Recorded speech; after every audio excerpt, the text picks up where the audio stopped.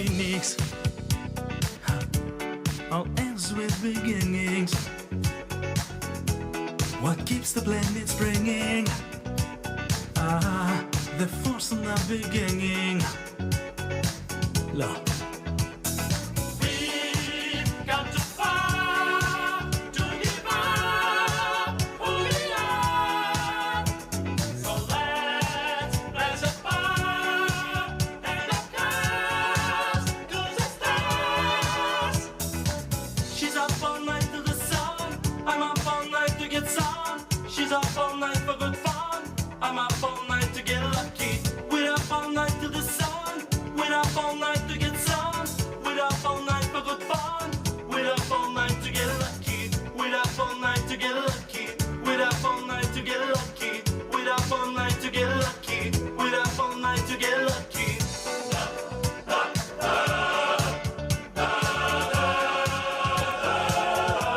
The present has no limit.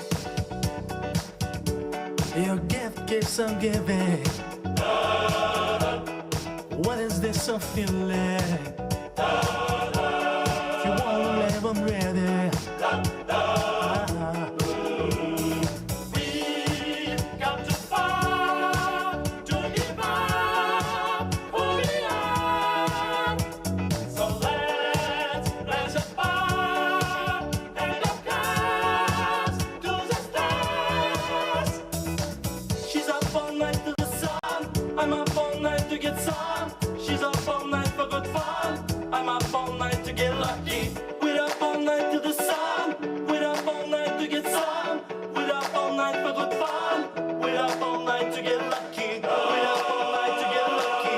We're up all night to get lucky. We're up all night to get lucky. We're up all night to get lucky. We're up all night to get. We're up all night to get. We're up all night to get. We're up all night to get. We're up all night to get. We're up all night to get. We're up all night to get. We're up all night to get. We're up all night to get lucky. We're up all night to get lucky. We're up all night to get lucky. We're up all night to get lucky. She's up all night to the sun. I'm up all night to get sun. She's up all night for good fun. I'm up all night to get lucky. We're up all night to the sun. We're up all night to get sun. We're up all night for good fun. We're up all night to get lucky. We're up all night to get lucky. We're up all night to get lucky. We're up all night to get lucky. We're up all night to get lucky. We're up all night to get lucky. We're up all night to get lucky. We're up all night.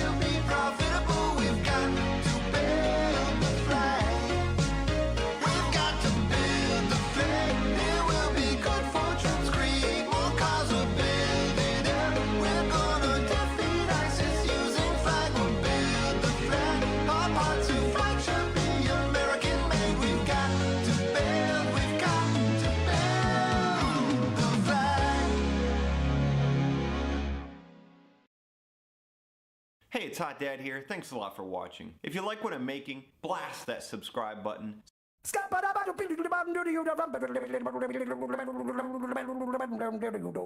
I'm a scat man.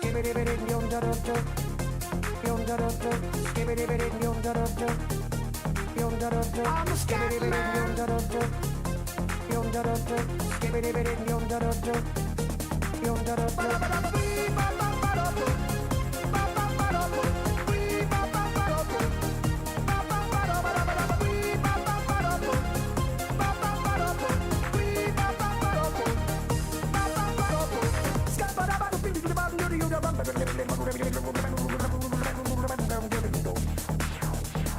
Everybody stutters one way or the other, so check out my message to you. As a matter of fact, I don't let nothing hold you back. If the scat man can do it, so can you. Everybody's saying that the scat man stutters but does and never stutter when he sings. But what you don't know, I'm gonna tell you right now that the stutter and the scat is the same thing. Yo, I'm the scat man. Where's the scat man? I'm the scat man. Why should we be pleasing any politician? Reasons would try to cheat the seasons if they could. The state of the condition insults my intuition, and it only makes me crazy and hard like wood. Everybody stutters one way or the other, so check out my message to you. As a matter of fact, don't let nothing hold you back. If the scat man can do it, brother, so can you. I'm the scat man.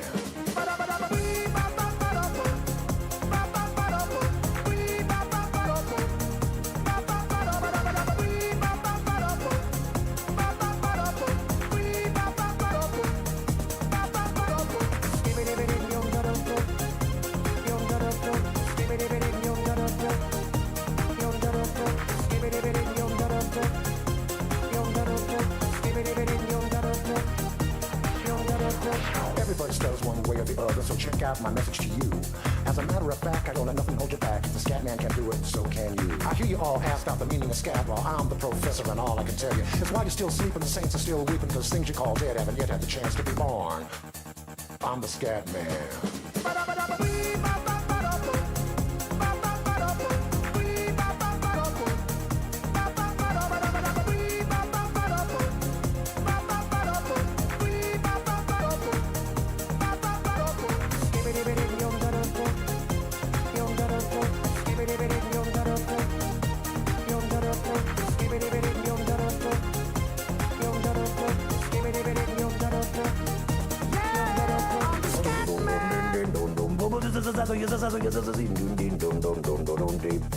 Where's the scat man?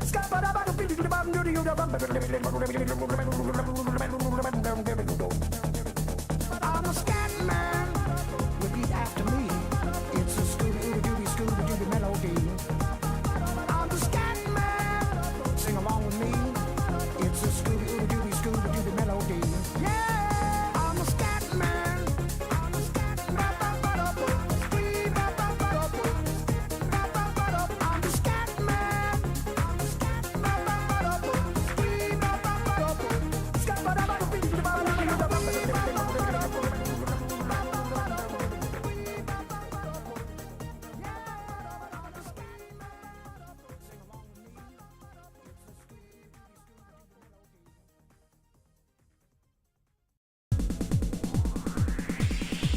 And so I cry sometimes when I'm lying in bed just to get it all out what's in my head. And I feel it a little peculiar.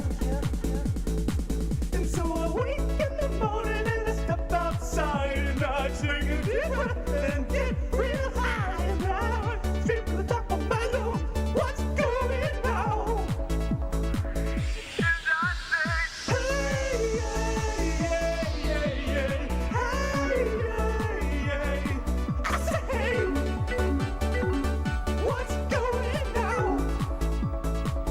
And I say, hey,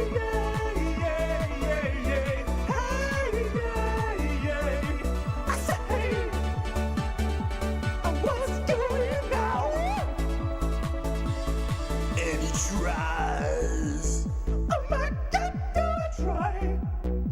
I try all the time in this institution. And he prays. Oh my God, do I pray?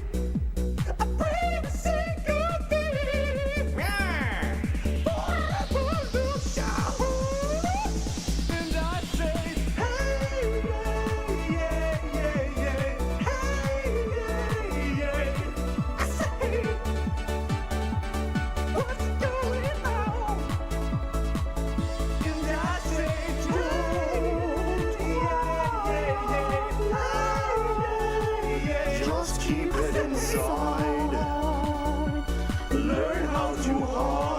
your feelings.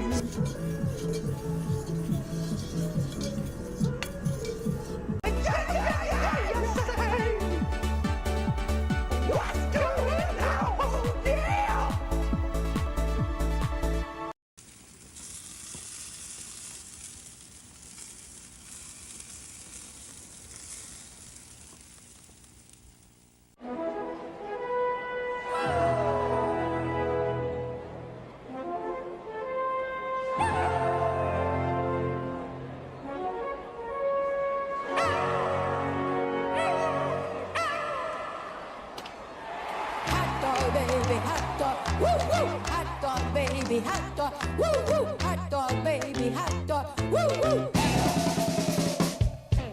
How do you like your hot dogs?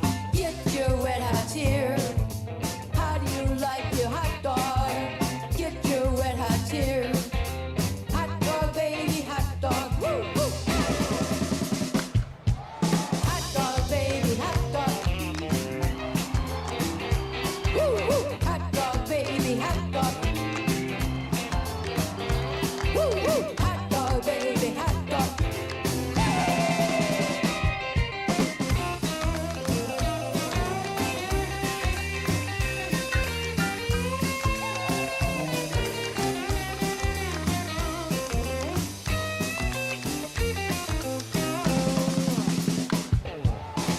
Hey Jojo, want a hot dog? We're at the game today. You want it plain, I know. I want mustard and onions to get your red hots here. Hot dog, baby, hot dog. Get your red hots here. Hot dog, baby, hot dog. Get your red hots here. Hot dog, baby, hot dog. Woo woo.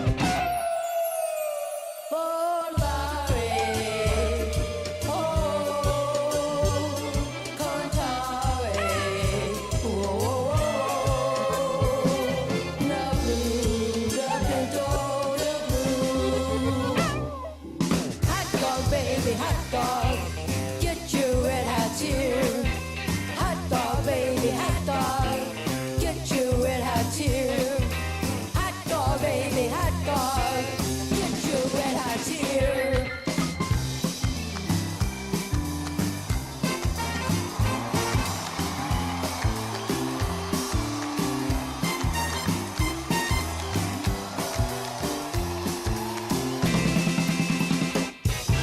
Hey Jojo, that was fun, wasn't it? Great game.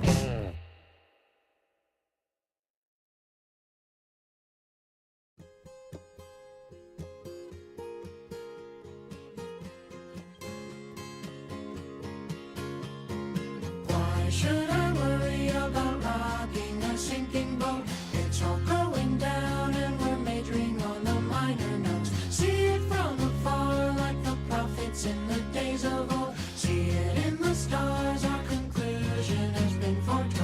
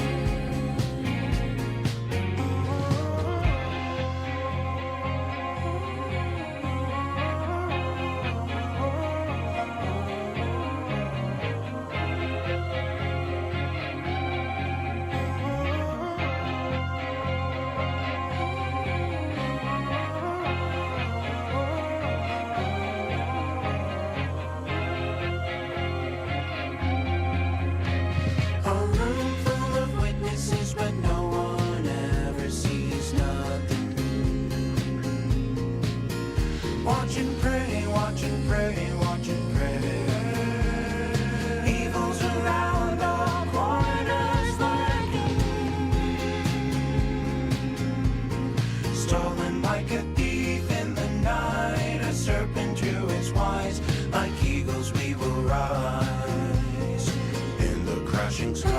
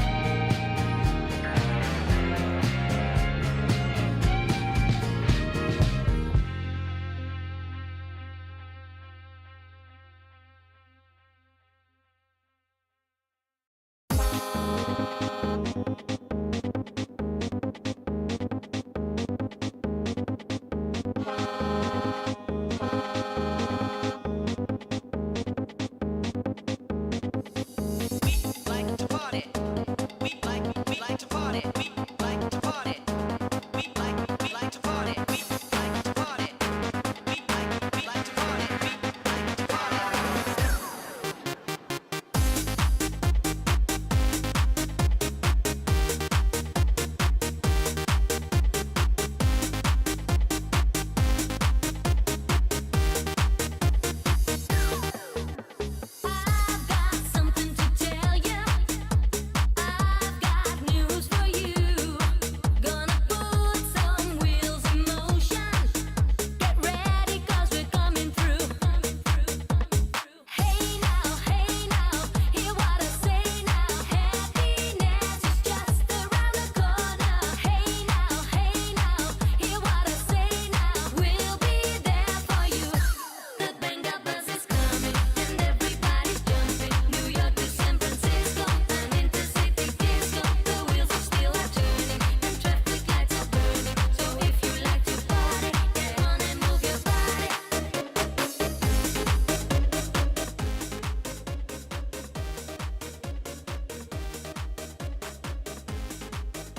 Oh, hello.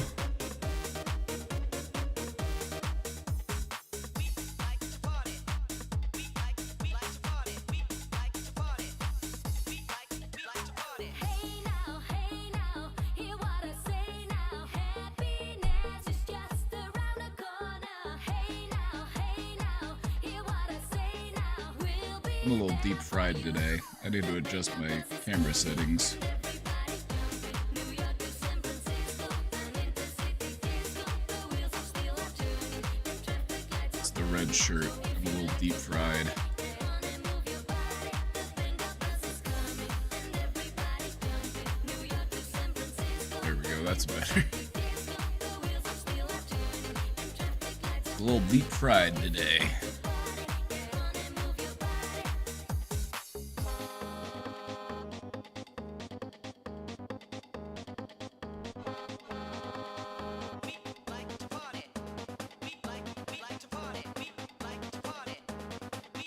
I have a question for you. Do you like to party? Any party people?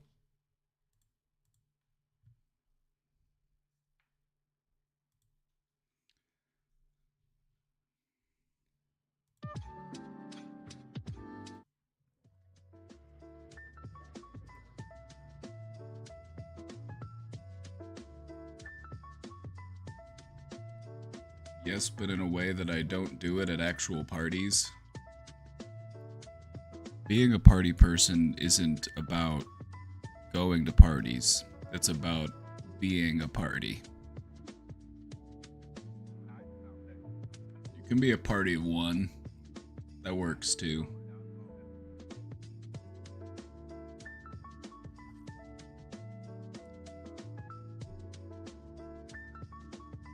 No, I hate parties. But what about the Communist Party?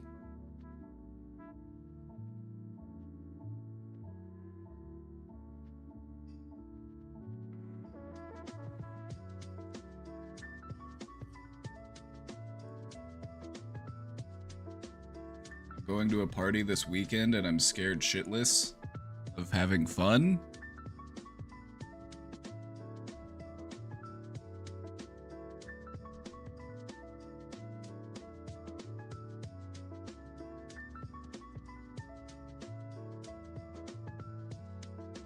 don't know anyone there really. Well, how do you do anything about that? Do you just not want to get to know any of them?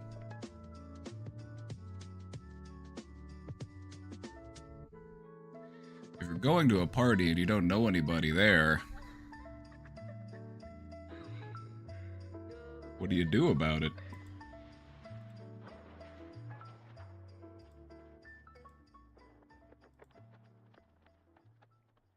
What can one do?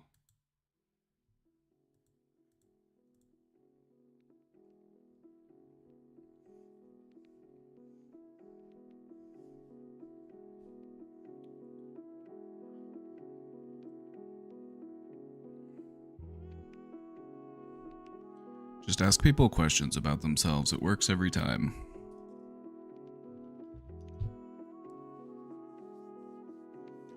If you're at a party and you're not sure what to do, just ask people questions about themselves. Especially if it's related to a topic that they brought up. If they brought up the topic in the first place, it's because they want to talk about it and they're hoping that people will ask them questions.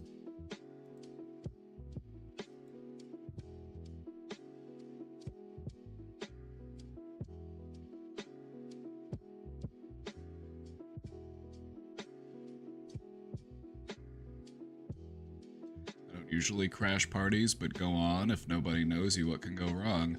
As long as you're not raising a ruckus. As long as you're not starting any trouble. Just showing up and helping yourself to some hors d'oeuvres.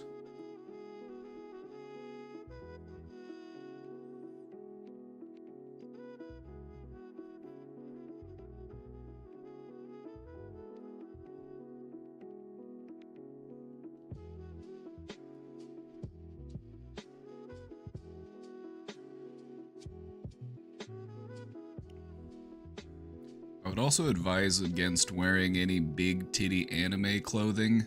I'm not saying that you do, but I'm just saying if you're going to a party with some people that you don't know very well, maybe save the big titty anime t-shirts. All of your Ahegao hoodies, leave those in the closet.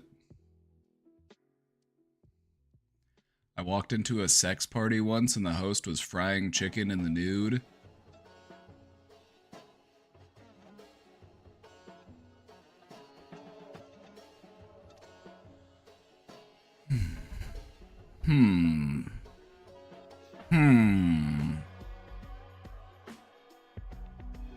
Fried chicken just sounds too heavy for a sex party.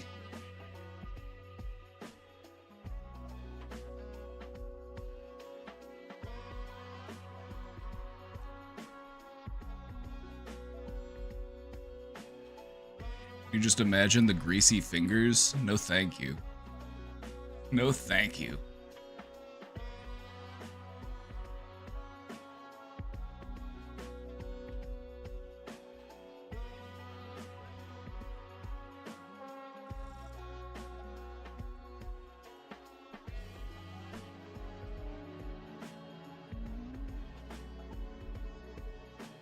Hello everybody, welcome back.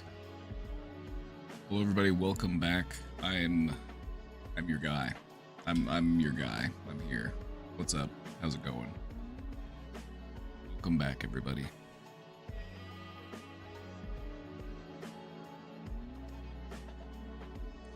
It's Thursday and I'm here to answer all of your questions.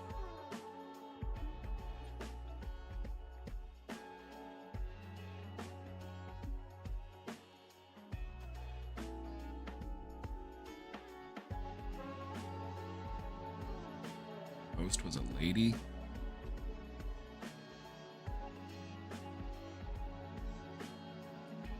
Now, just for clarification, I've never been to a sex party. Not really my thing.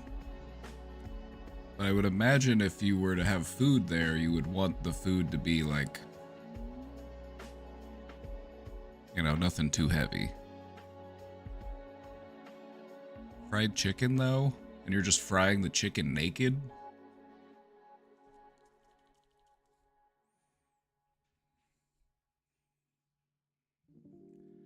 I was only there to hold my friend's hand as he entered.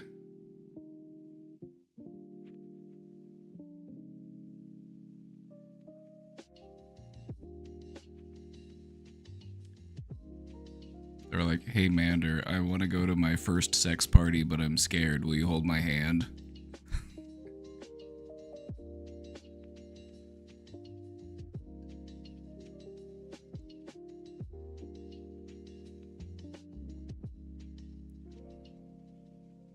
Oh no, I believe it. I believe every word of it.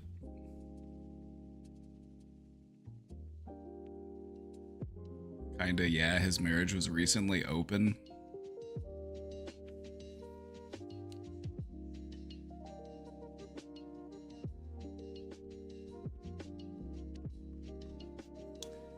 Marriage was recently open, just going straight to the sex parties. Okay, I see how it is. I think what we've got here is a case of Gooner brain.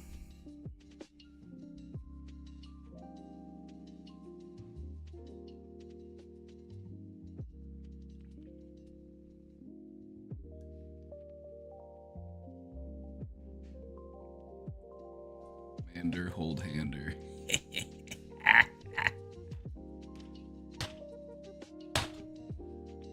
That was pretty funny.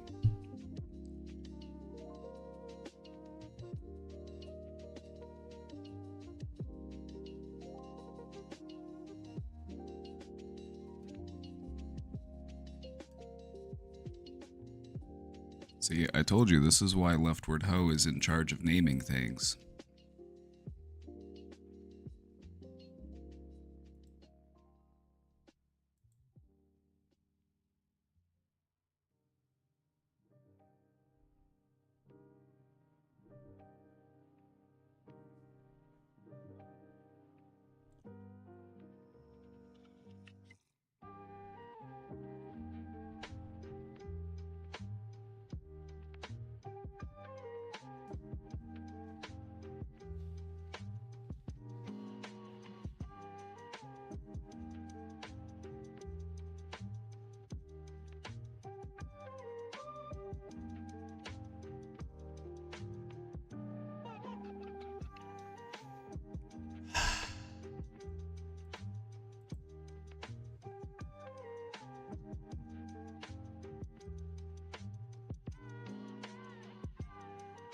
Is or isn't? Is.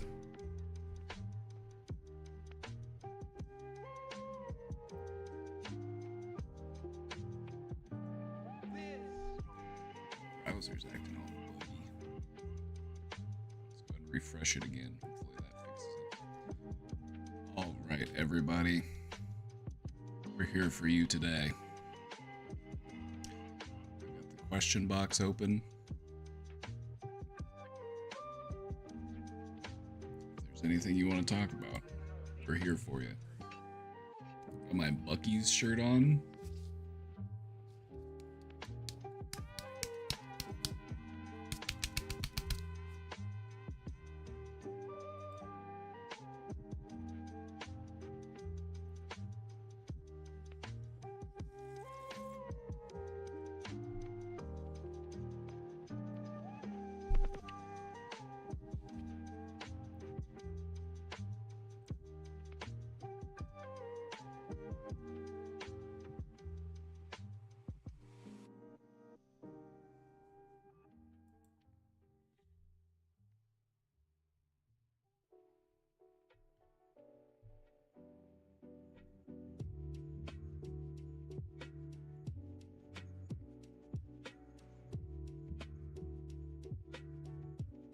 Fully switched over my computer to Linux. Nice.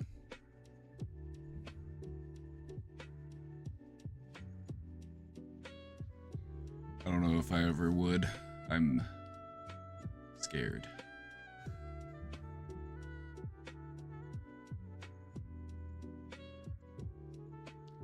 Used to stop at the first Buc-ee's outside Austin a lot. Buc-ee's is pretty fun if you're a fan of gigantic gas stations with all sorts of merchandise inside, which, as an American, yeehaw, cowboy. That's my jam.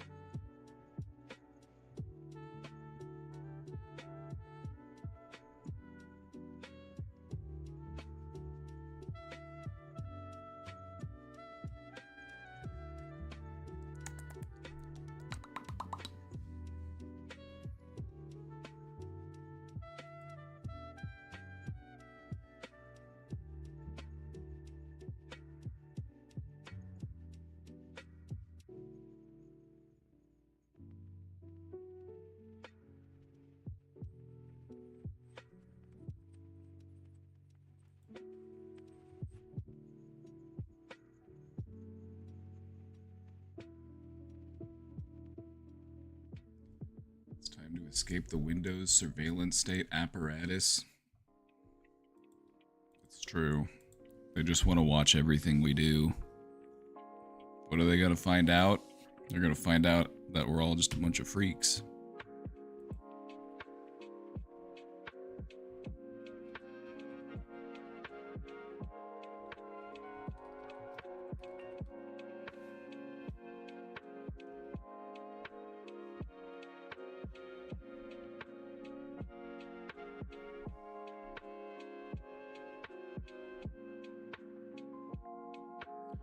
All is well, I'm new here. Welcome in.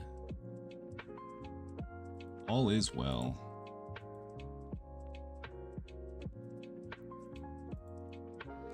I don't know about you, but I'm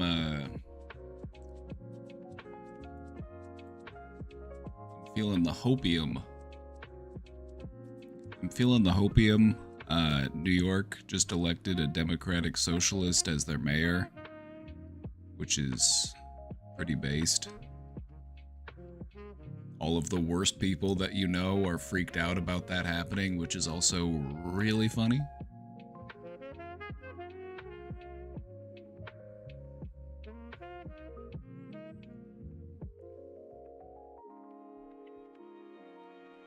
If I dream I'm a cat, then wake up feeling like a cat, then am I a cat? You're just a cat-like person. I've met some pretty cat-like people in my time. I've also been told that I'm a cat-like person. I like to sleep for 16 hours a day. I like to lay in the sun. Love pooping in sand. That's fun too.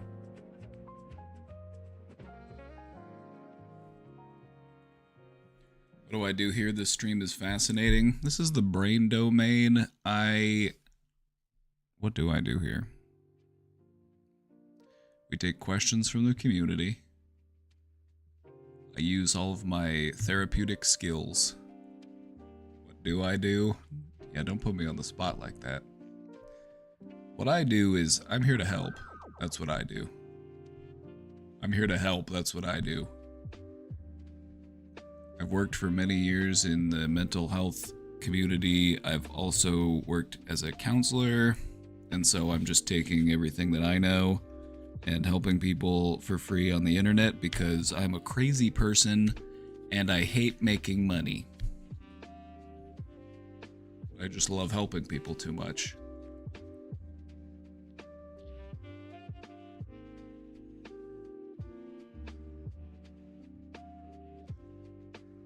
I swear my dog talks to me. Animals are pretty good at communicating. They don't use words like we do, but they will still communicate. They will still express. You know, they have body language. They also have, you know, vocalizations that they'll make, little sounds that they'll make. And so it's a form of communication, so they definitely are communicating to you.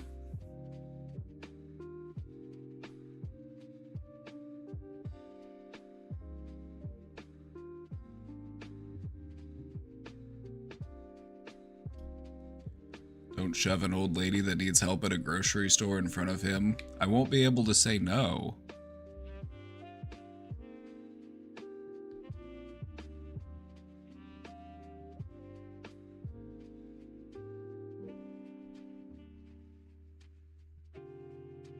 cat tries real hard to use words. It's really funny whenever cats will vocalize like that.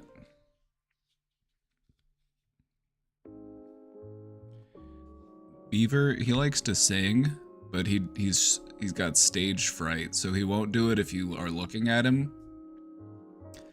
Sometimes you'll hear something and it'll be like behind you and it'll be like, meow. I'm like, huh? Who was that? And he'll just be staring at me.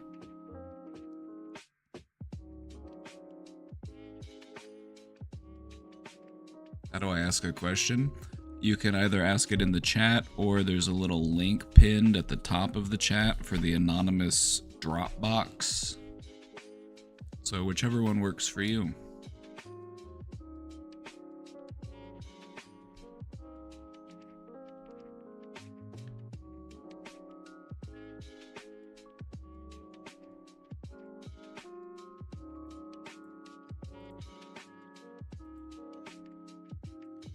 Right now we're all caught up in the question box.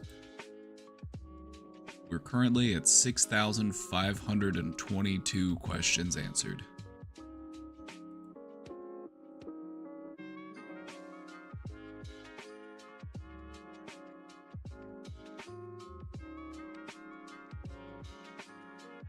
Is there anything you're uncomfortable answering?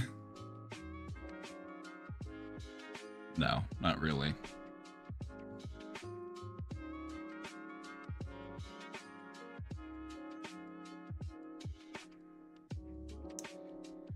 If you've seen some of the stuff I've answered, if you've seen some of the stuff we've talked about,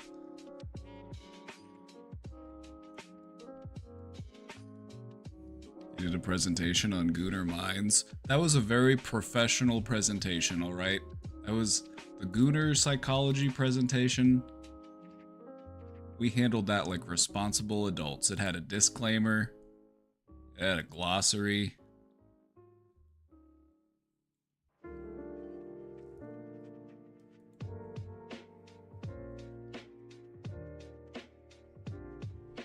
Yeah, if you missed the psychology of the Gooner episode, that was one for the books.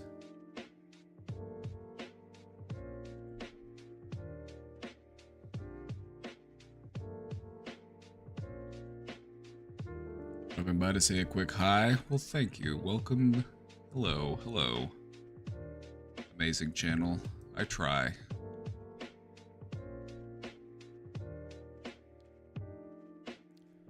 Just a lot of fake people on the internet, and I try to just be as real as possible, so we'll see where that gets me. I'm in an industry that rewards fakeness.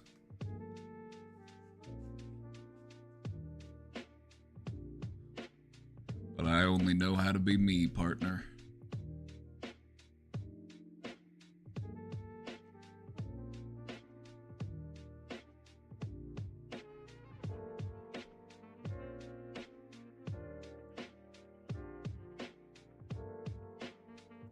This is one I need to revisit.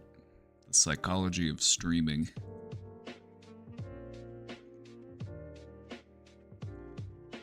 I need to update it. Oop, wrong emote? What did you mean to type instead of the what? What could you have meant instead?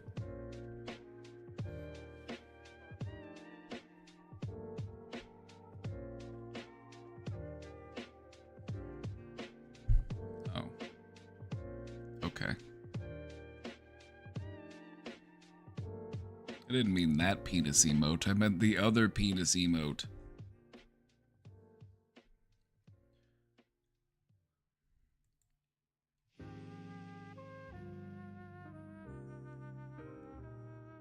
Can I ask something real quick? Yes, that's sort of my whole thing. Question and answer. You see, I have an addiction to answering questions, and so I go live 4 days a week to satisfy those feelings.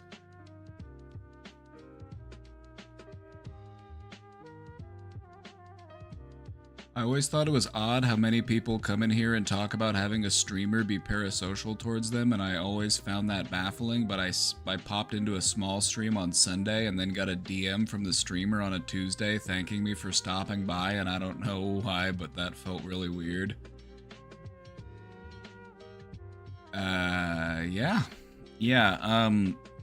Parasocial relationships work in both ways. It's not just... Especially when you're talking about live streaming, because live streaming, anybody can do it. If you have a smartphone, you can go live. You know, if you have a halfway decent computer, you can stream yourself. And so the barrier for entry is pretty low.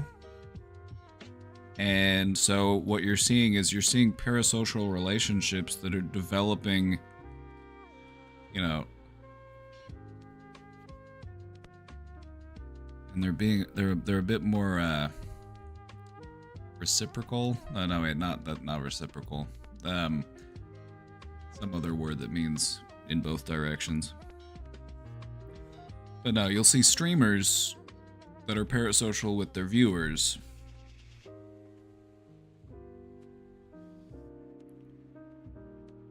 It'll happen in communities of any size, but I would say that you're probably more likely to run into it in a smaller stream because, you know, if you're trying to make it as a streamer and you've got 3 people watching you, it's like you want to do everything you can to make sure that you don't go down to 2 people watching you. It's a hard grind. It's a hard grind getting from 2 to 3 viewers. The last thing you would want to do as a 3-viewer Andy is go down to a 2-viewer Andy.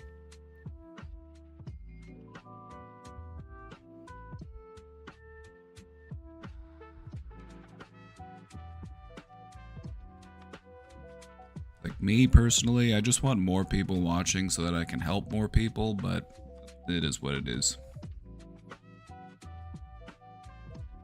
We are Twitch's best kept secret.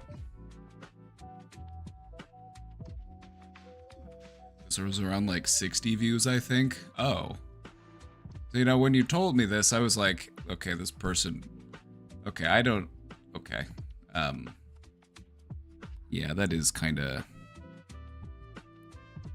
That is kind of weird.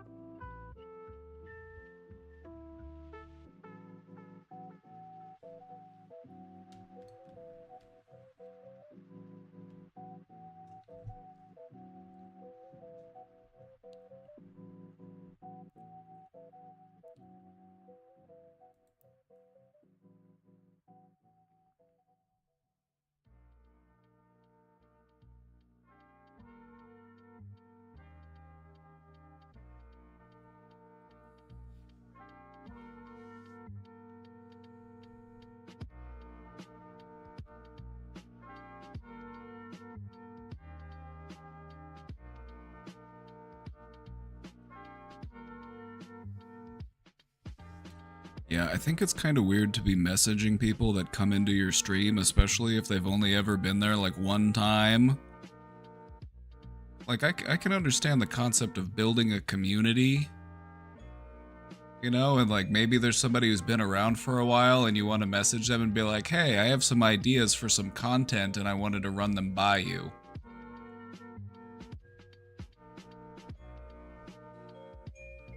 Literally just once.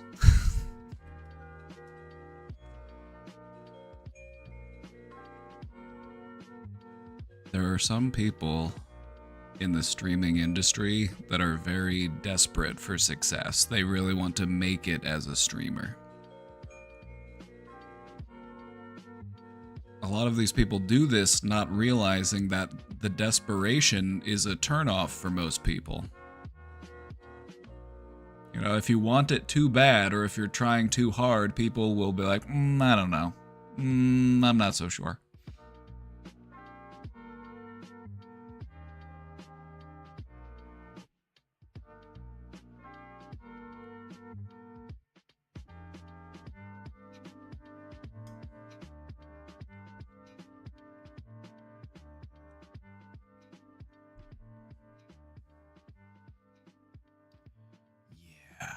You gotta be mindful, because there's some real freaks out there, okay? You gotta be careful. There's some real freaks out there on the internet.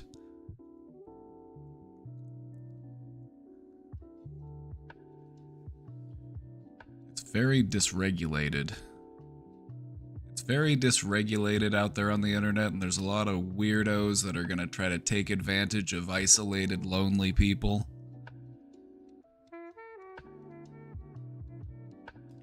So keep your wits about you.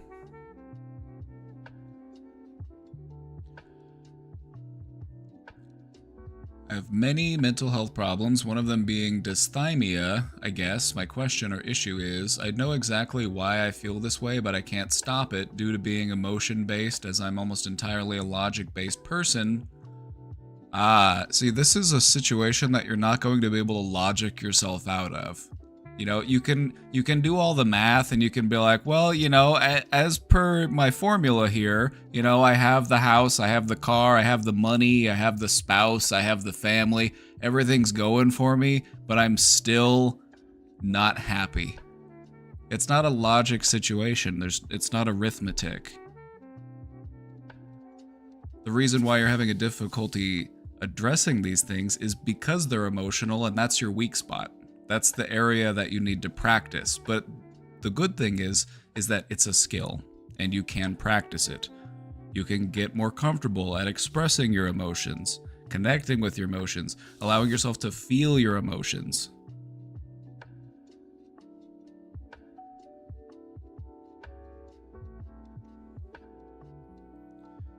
I'm sadly the opposite. I think purely based off logic. Well, I haven't seen it.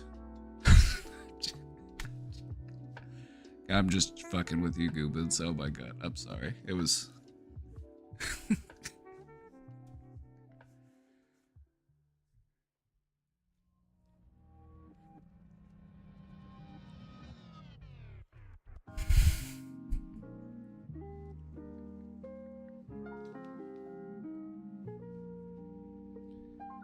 See, we're allowed to have banter, and that's what makes it fun.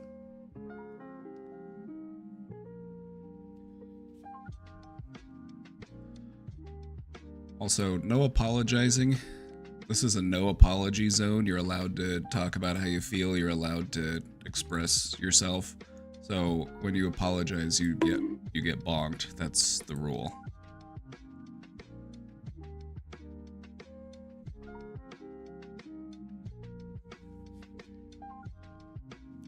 Look at emotionality as a skill. It's something that you can practice. It's something that you can get better at.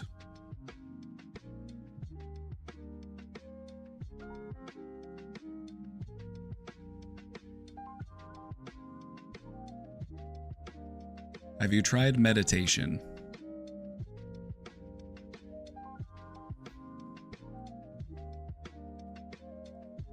I would say that if you're trying to reconnect with your emotions, practicing mindfulness, and you can do this in many different ways. Mindfulness is just a state of being. It's not necessarily just a thing that you do.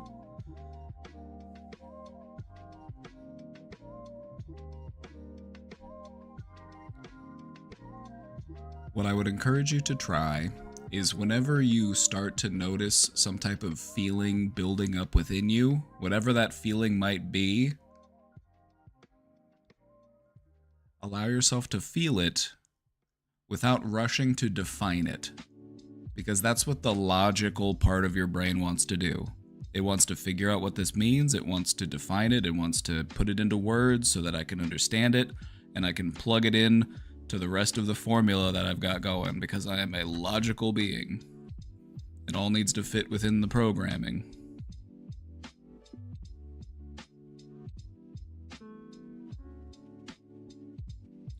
There's a baseline to start so I can understand better what emotions are, if that makes sense. I don't feel things traditionally. You feel things in the way that you feel things. That's what matters. Not everyone expresses emotions the same way. There is some universality within emotional expression.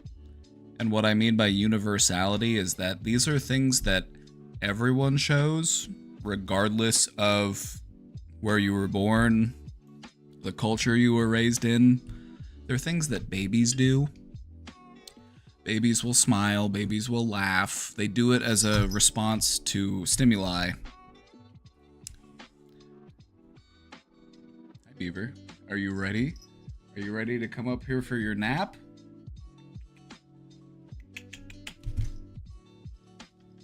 Yes. Beaver, do you like that I have a beaver on my shirt? What do you think of that? It's a beaver on my shirt. Do you get it? I don't think he gets it. I don't think he gets it.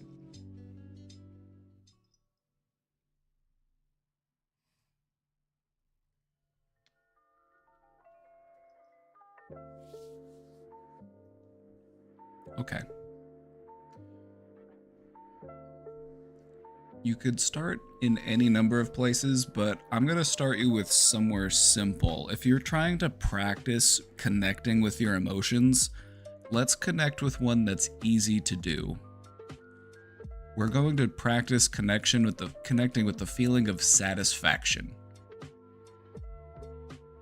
And the only thing that you have to do in order to connect with your sense of satisfaction is close your eyes and breathe.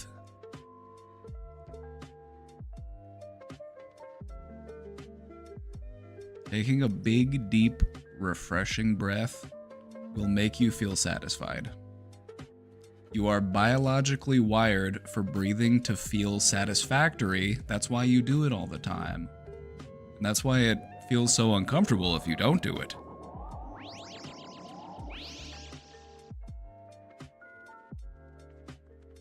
And so if you close your eyes and you just focus on your breath, take a big deep breath in, invite the air in, and then hold on to it for a moment, feel that fullness.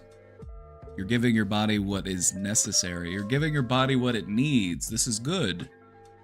And your body will reward you for doing this by creating a feeling of satisfaction. And then you gently let it go.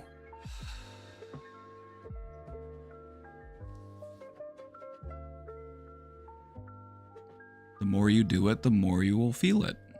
It's something you're practicing. It's a skill that you're building. You know, if you're trying to learn how to juggle, it's like... Except the good thing is that it's easier than juggling. Because you're breathing all day, every day. It's something that you're very used to doing, so... Breathing is meant to be biologically satisfying in the same way that eating food is meant to be biologically satisfying, in the same way that taking a big dump is meant to be biologically satisfying. If you want to connect with your emotions, start with the feeling of satisfaction. It's a good place to build off of.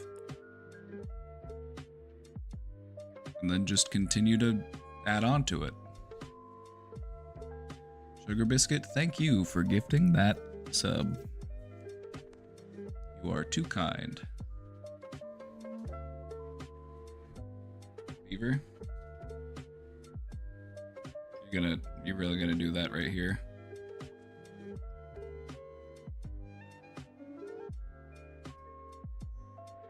Right here in front of me?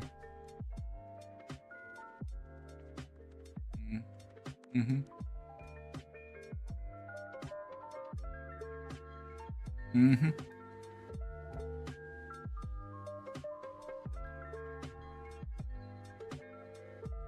You can date someone without being close to them, TBH, and I feel like a lot of people do.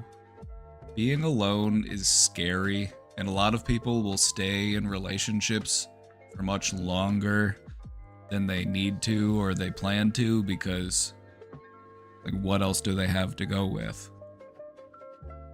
You know, nobody wants to have to go through a breakup. Nobody wants to have to pack up their stuff and move out or find a roommate.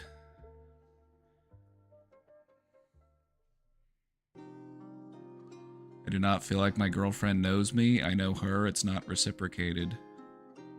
In what ways are you looking to be known? If there are things about you that you are looking to be known, just communicate about it. Just talk about it. Be like, hey, I think it's important that you know this about me. I'm not sure why, but there's just something inside me and it just makes it feel like this is important that you know this about me. How they respond to that gesture, you know, hopefully they're open to it. Hopefully they're like, oh yeah, sure. Oh yeah, tell me. But if they're cold and dismissive or they treat you like you're being silly, then maybe we need to rethink things.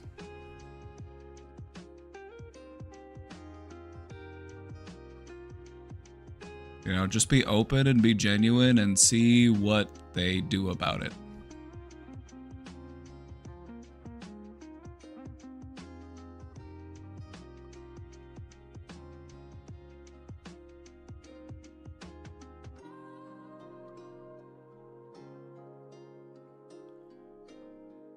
It pisses me off when someone tries to form a connection with me, LOL. What parts of that? Is it the obligation? Is it the obligation? Is it the fear of pain? Is it... which parts? Like, ooh, how dare you make me like you. Now I'm gonna have to remember your birthday. You sack of shit. How dare you do this to me? The effort. When you genuinely like a person, the effort is fine. You don't mind the effort.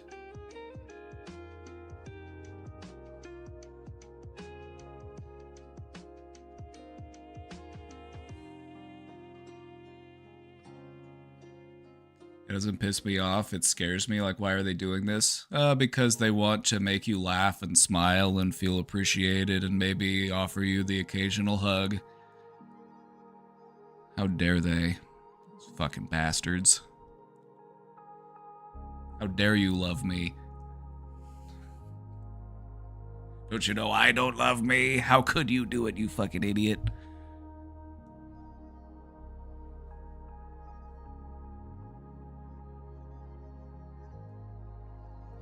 Getting to know someone can be hard, but like I said, when I like the person, I don't mind getting to know them. Also, so here's the thing.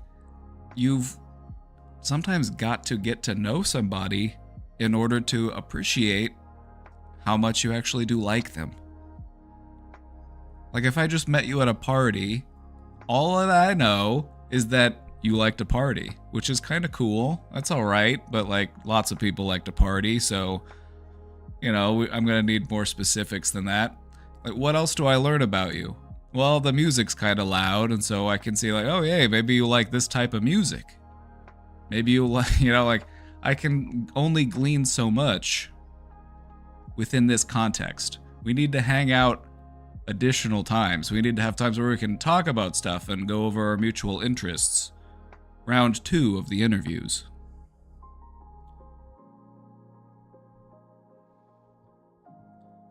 Getting to know somebody will hopefully give you more things to like about them. You know, so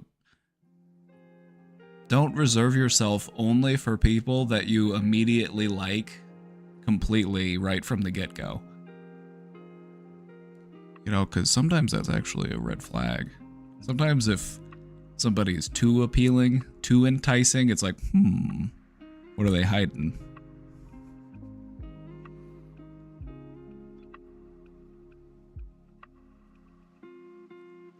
I find I run out of things to say very easily too. Okay, Goobins? Goobins, are you ready for this?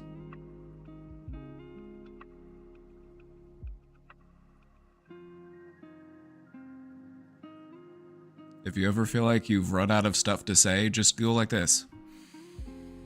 I'm having a good time.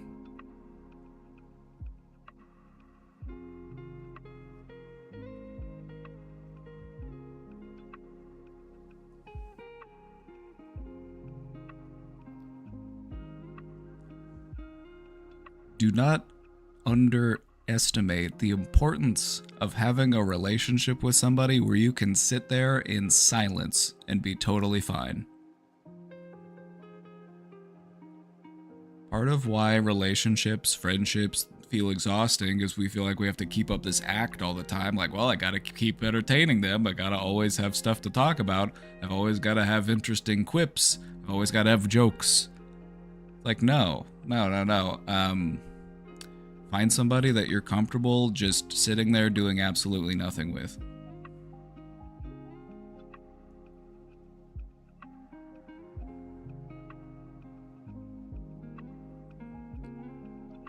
Because it says a lot that you feel safe enough and comfortable enough around this person that you just don't have to, there are no obligations. I don't have to entertain you. You know, I don't have to worry about, am I boring this person? Are you going to want to leave? Like, no, we're just chilling.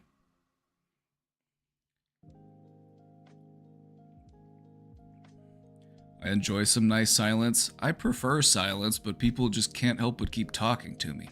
It's crazy. Everywhere I go, people are always like coming up to me and they're like, gabba gabba gabba gabba gabba gabba. And I'm just like, yeah. Yeah. Well, yep. You know, it really can be that way sometimes. Well, it is what it is.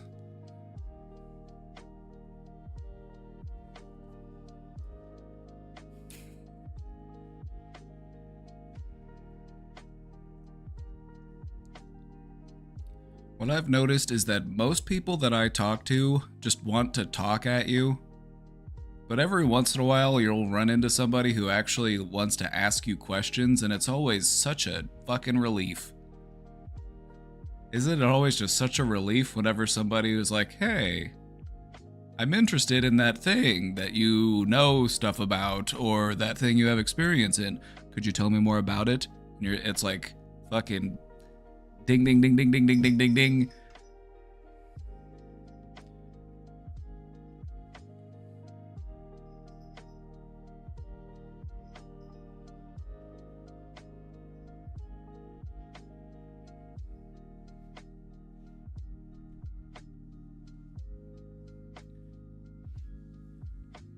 Because I don't know the answers sometimes. You're not Google, you're Goobins. You know, you're not being quizzed. You don't have to worry if you don't have it right off the top of your head.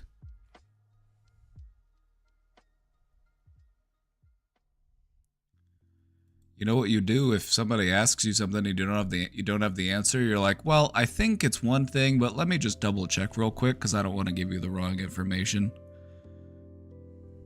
And then you look it up. And then you're like, okay, yeah, I was right. It's this thing.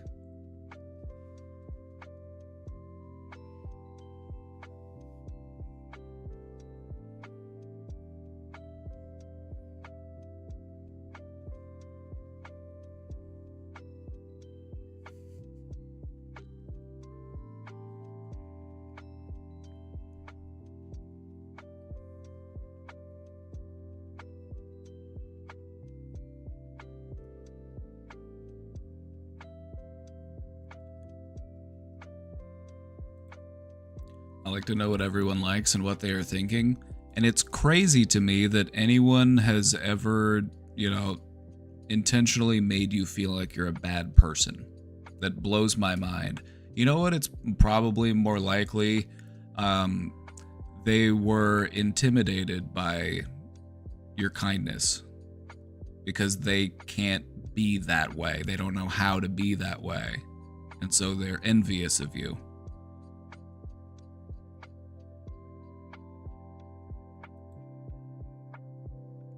Like they're looking at your canvas and you're painting this really pretty picture and they're jealous because their painting looks like shit, and so instead of practicing their own painting, they smash your painting.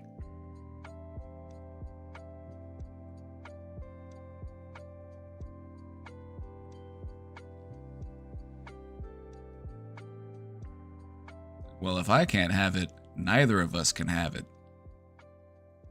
Which is a very childish mindset, but you've probably noticed there are a lot of full-grown adults out there, tax-paying voters, that carry that same belief. That if I can't have it, None of us can.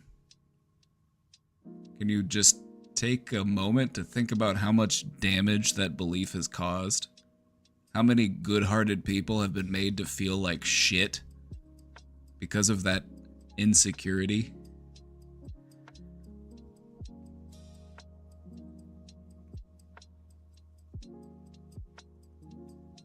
I love people, but they really piss me off sometimes.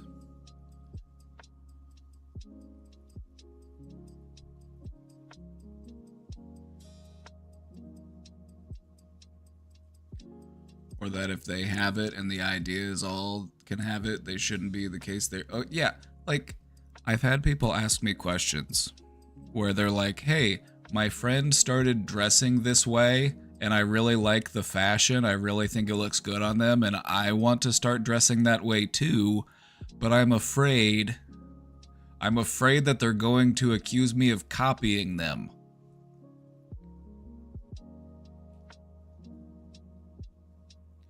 It's like, you're friends. You're friends. If you're like, what's wrong with dressing alike? You're friends.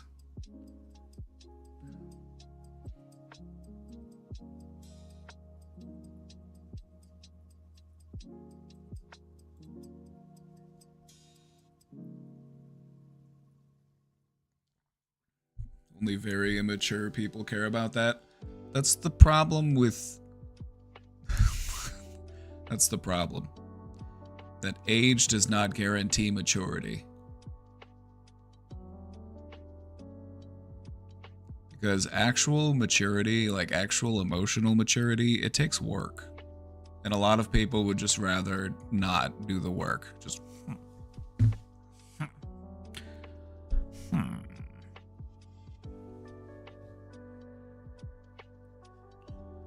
Just full-grown tax-paying voters.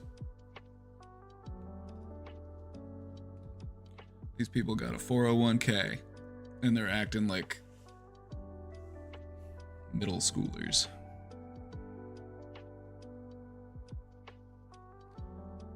True, I'm guilty of it sometimes. Who isn't? Who isn't guilty of the occasional bit of emotional immaturity? It's a part of becoming more mature. That's like saying, I don't know, I drop the balls sometimes and I'm learning how to juggle. It's like, I don't know. I don't know if I'm cut out for this. Sometimes I drop a ball.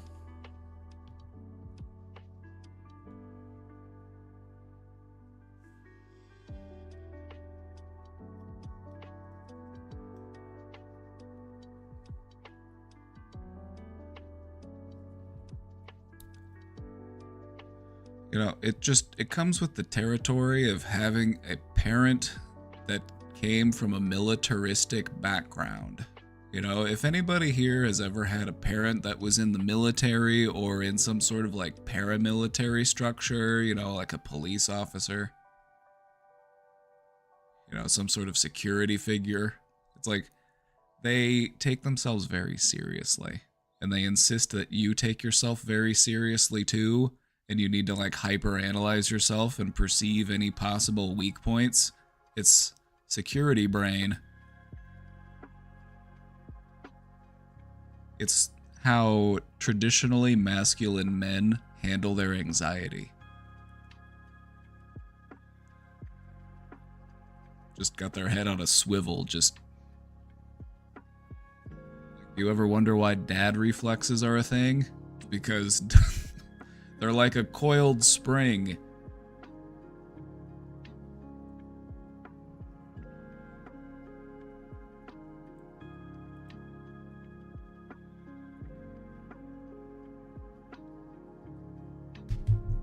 Could I ask something else as well? Okay, yeah, you dropped it in the box. Yeah, let's take a look.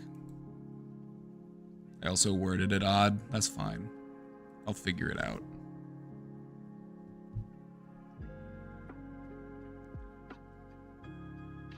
My dad was a Vietnam vet. Everything was serious except farts.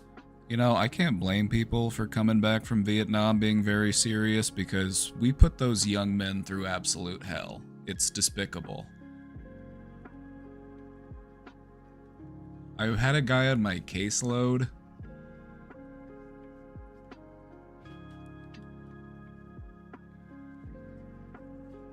was the one to introduce me to the term bone shrapnel. Somebody in front of him in the line, walking through the jungle, stepped on a landmine and sent pieces of him into the other guy.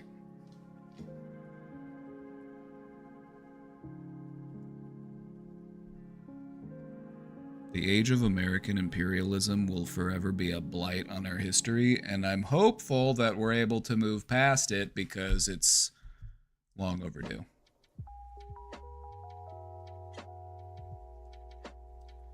My dad had a waiver because he was in college and chose to go anyway. Alright, well that's just...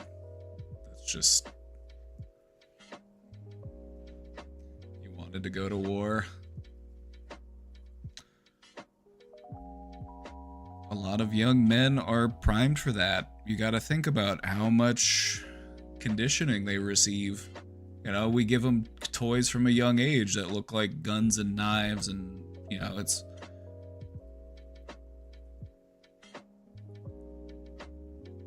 fucked up, man. It's fucked up.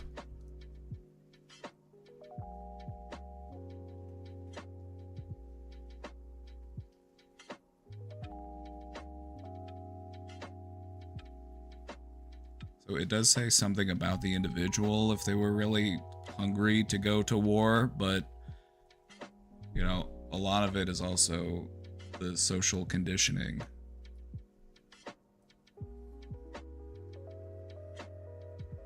I played with G.I. Joes, but I didn't want to join the army when I grew up. Well, maybe he had relatives or other family members who were like revered as war heroes because they fought in Korea or World War II or even World War I.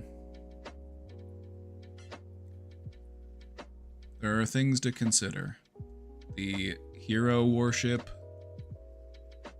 is another big factor.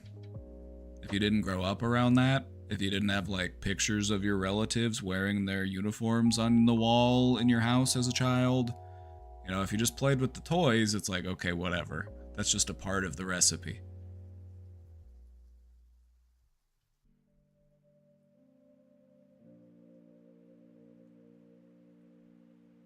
I would say that like having pictures of your relatives in their dress uniforms hanging from your walls will do a lot to you psychologically, you know?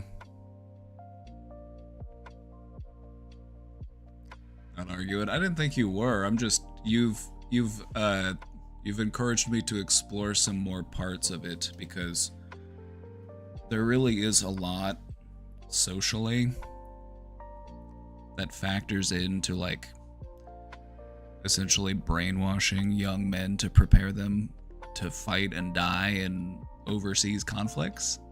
You know, it's like you got Call of Duty these days.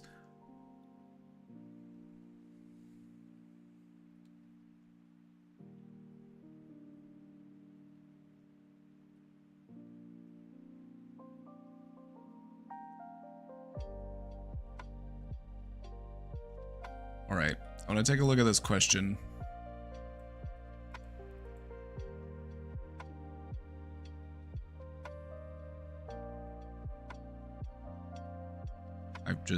I got a little derailed because every time we get on the topic of why men are so fucked up, you know, it hits close to home, okay? It hits close to home.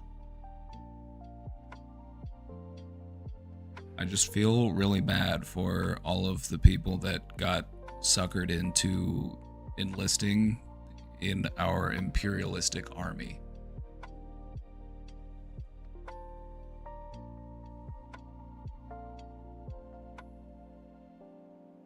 You know, a lot of these people were just sold a false promise. They were sold a lie. They were misled. They were conditioned and taught that they were doing the good, honest, noble, heroic thing. Be all you can be.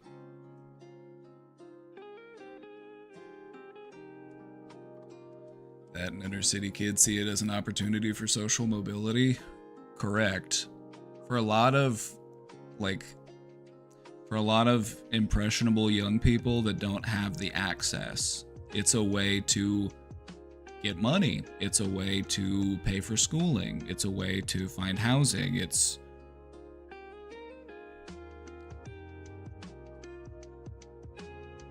Dad was military for 20 plus years, told me to never join the military. Honestly based.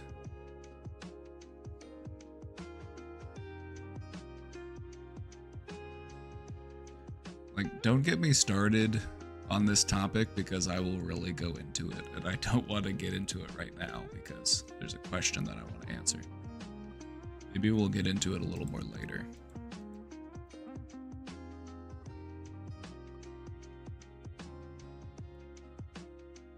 But when you think about the stuff they do in training to just break you down psychologically, it gets really dark.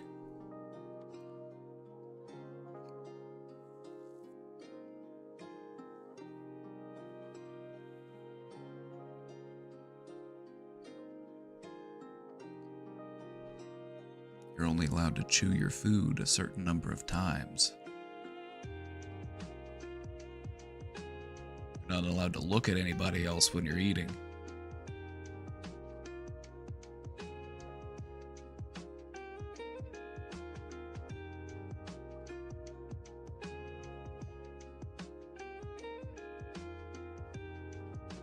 It's a sinister level of conditioning.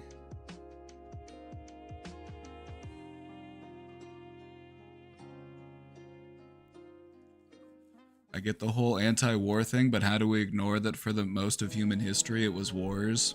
Well, for the most of human history we were dealing with food scarcity, and that explains most of human conflict. We live in a post-scarcity age. We throw away about as much food as we make.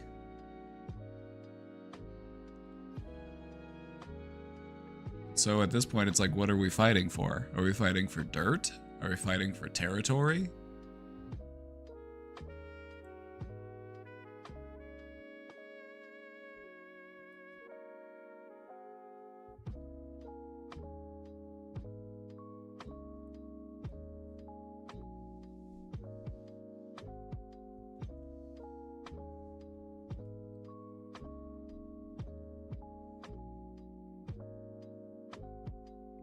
Anyway, maybe we'll have World War III before we've decided that we're really done with world wars this time.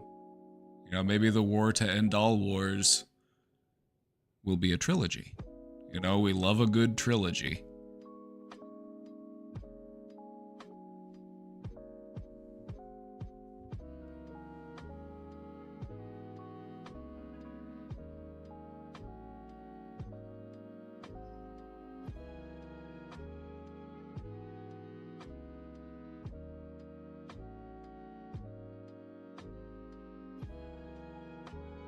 During my new cadet week at the beginning of ROTC. Oh, so you got a taste of it. Yeah, that's what that's the kind of shit that they do to you. It's insane.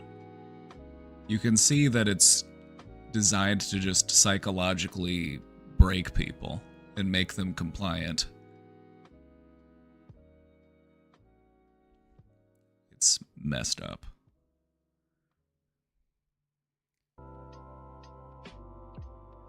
But yeah, alright. Question. I'm an extremely not normal person. Well, welcome to the club. Never met a normal person, so welcome to the club. I have even more odd hobbies. I'm a very unorthodox person. My parents kind of cut me off due to how I spend my time and who I've become as I've gotten older.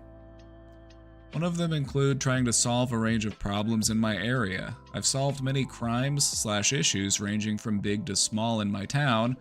My town's very small, it's around 1,000 people. When my parents found out after a little while of me doing this, they cut ties and kicked me out and tried ruining my small social circle.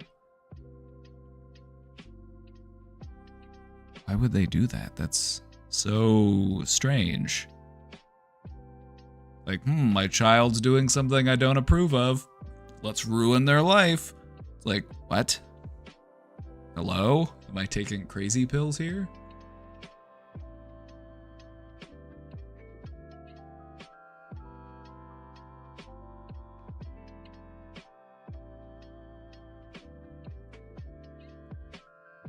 Do I stop doing this? I don't know. I feel like you do it even more, honestly. It sounds like this you found a good niche. It sounds like you found something that you really enjoy, something that you're good at. Do I stop doing this? I don't think so. I feel like,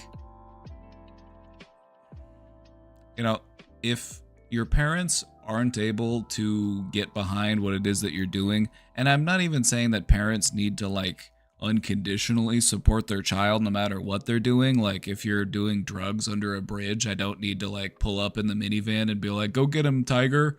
I'll pick you up at 7. It's like, no. There are certain things where as a parent, you're supposed to be like, absolutely not. You're not going to be doing that. You want to try to make sure that they're healthy, well-rounded adults.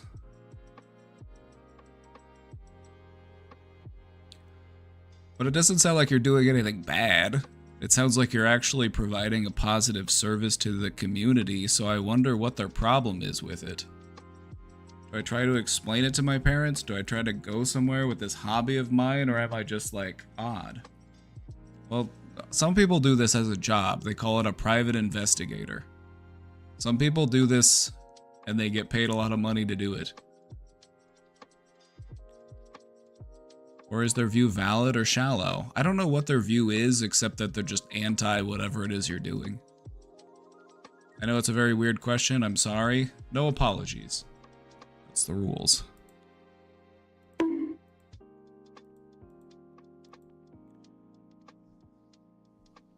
Are they hiding a crime? You know, my mind also went there. You know, I was like, maybe they're hiding something.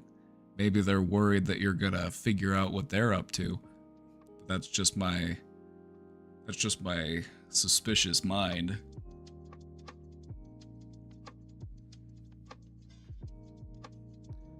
More realistically, it's probably like I don't is there something that they would rather you be doing instead?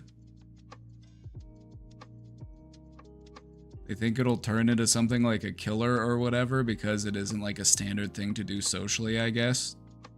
People still do it. Have you heard of true crime podcasts?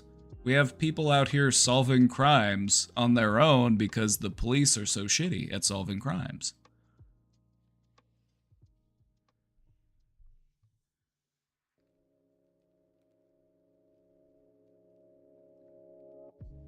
Like, if it makes you happy, it should make them happy. If it makes you happy and nobody's getting hurt, what's the problem?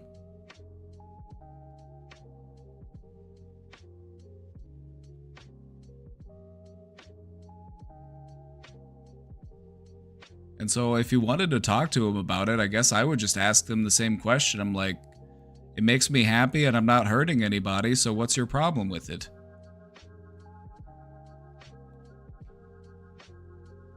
That's what I'm saying. I've tried to talk to them about it, but they really aren't open-minded. They're older and just not quite in tune with that type of logic. Then maybe what you need to do is explain it to them in terms that they understand. Sometimes when you're dealing with old people, you just have to find the right analogy. You just have to find the way to connect it. Like, like, hey, you know, like, didn't you grow up reading those Boxcar Kids? Didn't you grow up reading those Nancy Drew mysteries? What's so wrong with being a private investigator?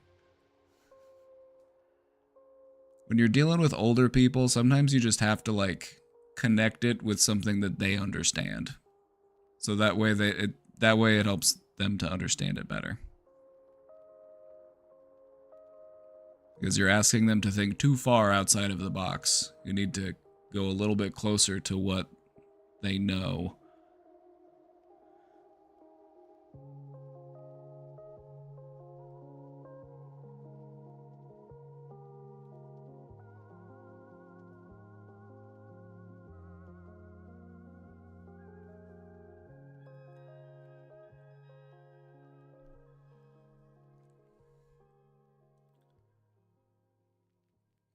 Just let them know. It's like, I'm not getting hurt. I know, I'm having a good time. I enjoy it. I feel like I'm helping people.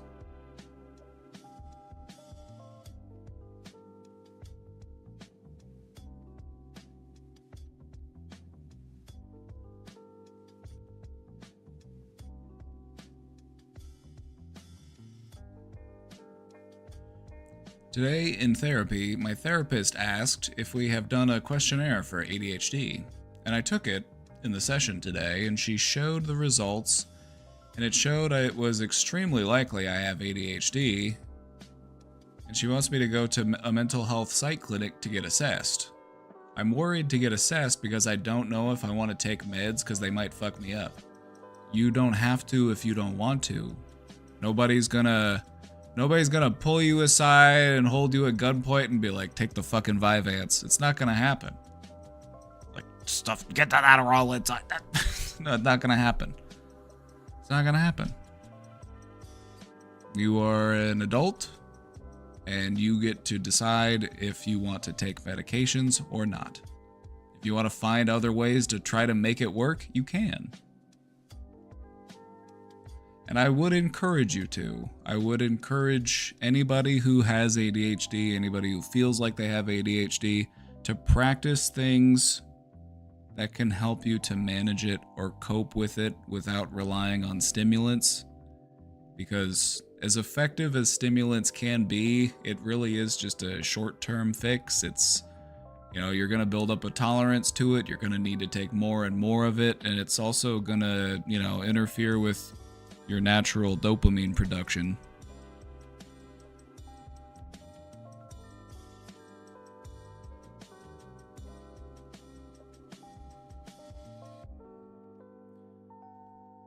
The way that a lot of these stimulant medications work is they just make it feel more rewarding to do whatever it is that you're doing. That doesn't necessarily mean that you're going to be more productive. You might just really enjoy scrolling through Wikipedia articles that have nothing to do with what you're trying to do. Or you might spend way too much time trying to perfect your sourdough bread recipe. It's like, just because you find things more rewarding doesn't mean you're going to be more productive.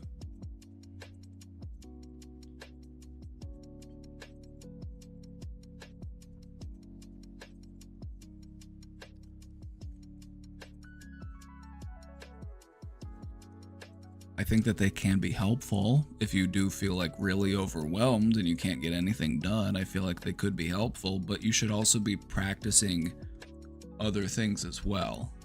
Finding out your rhythm. At what times of the day are you most productive? How long can I sit still and work on a thing before I need to get up and take a break? Am I getting all of my vitamins and minerals? Am I getting enough sunshine?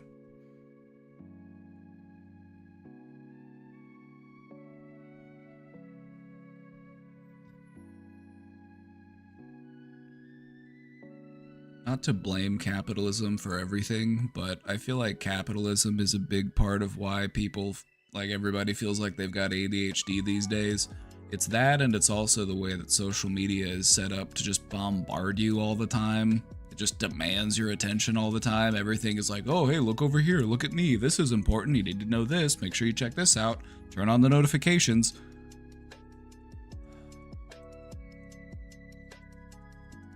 We've been conditioned to feel like time is money, and if I'm not out there doing something that's going towards making money, then I'm wasting my time. So I feel like if you were to ask me, I don't know how controversial this take would be, but it's what I believe. A lot of people feel like they have a hard time sitting down and paying attention because social media and capitalism has really messed us up.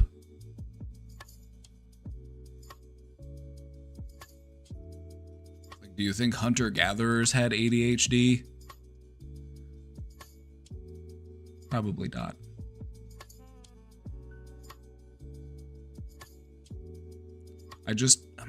I'm over people being made to feel like there's something wrong with your brain, like your brain is just broken, like you got a defective brain or something. I'm so sick of it, because that's how they make people feel, like it's a you problem, there's something wrong with you. But in reality, our society is sick, and it's making us sick.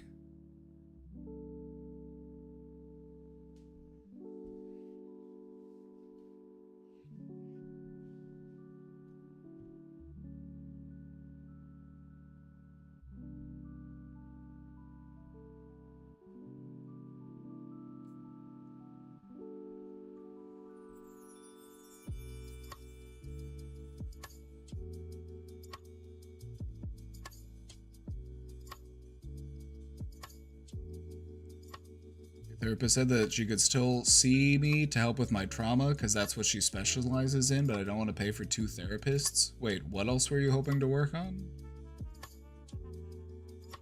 OCD? That's just anxiety. Any therapist could work on anxiety.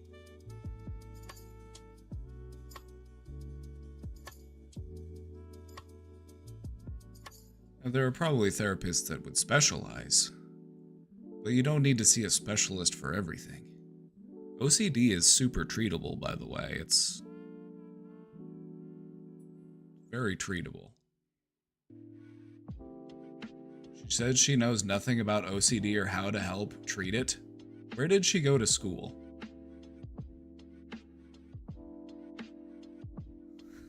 Like, where did you go to learn how to do therapy?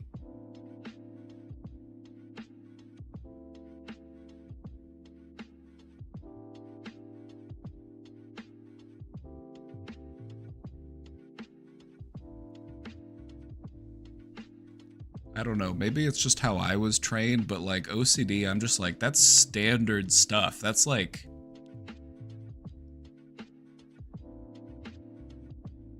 She said I should seek someone who specializes in it so I can get better help. Not the BetterHelp plug. Not your therapist plugging BetterHelp to you.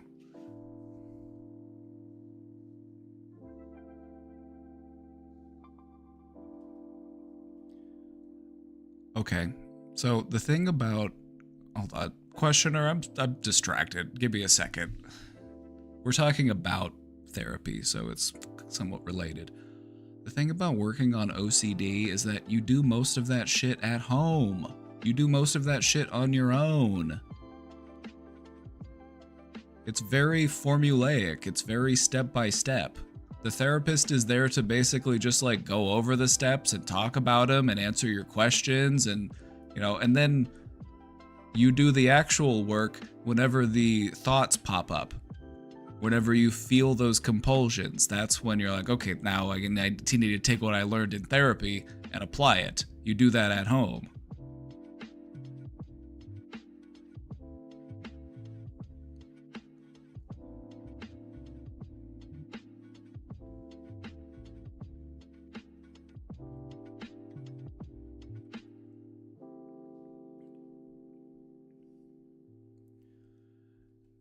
To learn how to deal with OCD, you need to learn how to deal with your intrusive thoughts. And you can do that all on your own.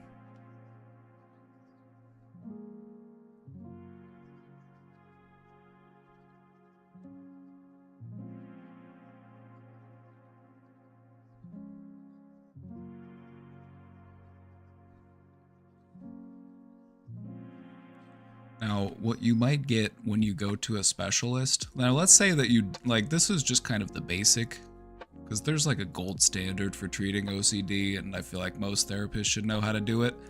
But if you're gonna go to a specialist, then you're gonna be able to go a little bit deeper.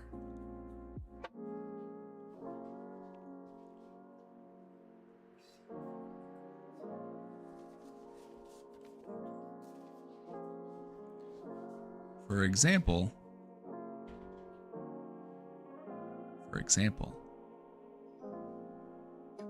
we talked about how you work on OCD in those moments where it pops up, and it might not pop up when you're sitting there in the therapist's office, and so you do a lot of the work at home. This will still remain true. You will still do most of the work at home, but if you're sitting there with a specialist, they might try to do things to intentionally make you feel whatever it is that you're trying to work on. They're going to try to... a little bit of controlled triggering. Just so that you can work through the process there with them. Now you can understand why this would be something that not everybody should try, and you should leave it to the professionals.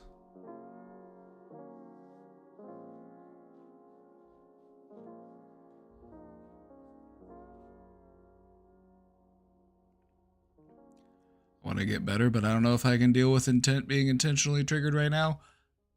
My specialist had me work through cognitive distortions, i.e. black or white thinking, catastrophizing, etc. We also did probabilities. And you probably still had to do most of the work at home. Am I wrong? The real work of therapy is done outside of the therapist's office. Going to therapy is like going to firefighter training. You're learning how to recognize the warning signs. You're learning how to, identify hazardous situations. You're learn how to recognize potential hazards, dangers. And then you learn those skills so that when you're out in the real world and a fire pops up, you're like, oh, I know what to do.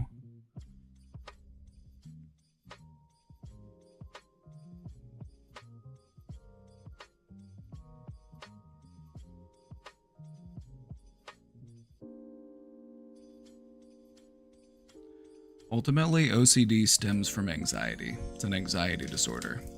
The anxiety fuels your obsessive thoughts, which leads into compulsive behaviors, and it forms this kind of loop.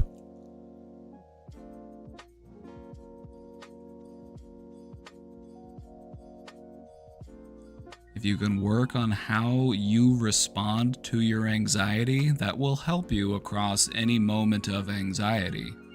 Even the really intense anxiety, what you'll notice is that what used to get to a 9.5 out of 10 on the anxiety scale now kind of caps out at like an 8.5.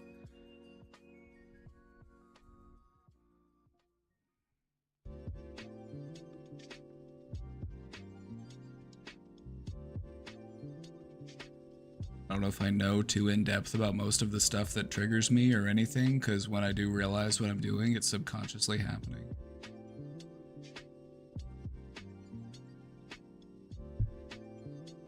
Are you an overthinker?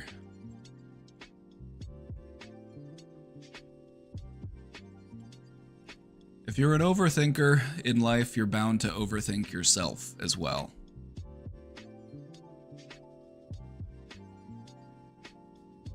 When you catch yourself in the moment of overthinking, especially about yourself, take that as a reminder to pause and breathe.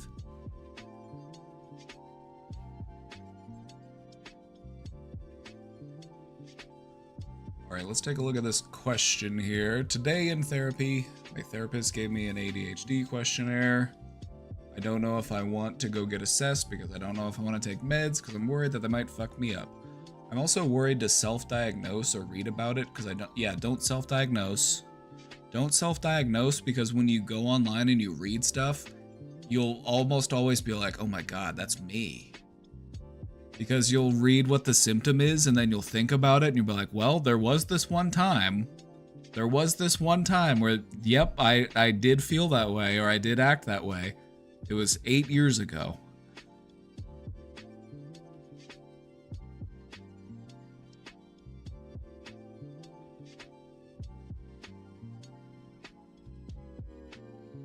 This is why you need somebody on the outside doing the diagnosing, because we tend to misattribute.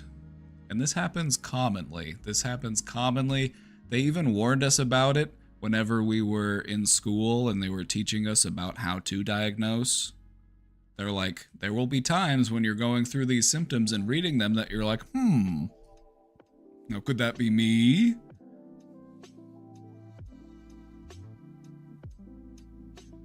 Most mental health symptoms are things that people normally experience across the span of their life.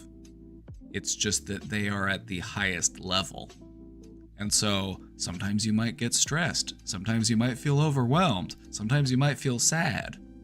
That's part of life. But when we're talking about that as a symptom, we're talking about it's happening more days than it's not happening.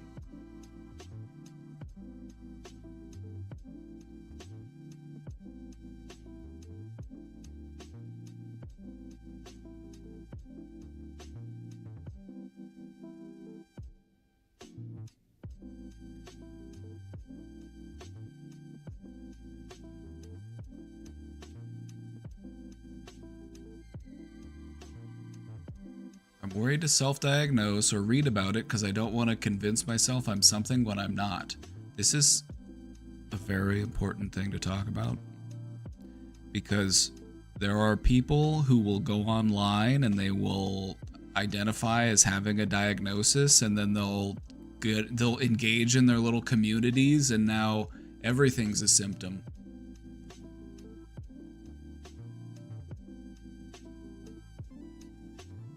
You know, as humans, we really want to understand ourselves. We really want to have a well-established sense of identity. And when it comes to a diagnostic label, if that's a part of our identity, we will cling to it.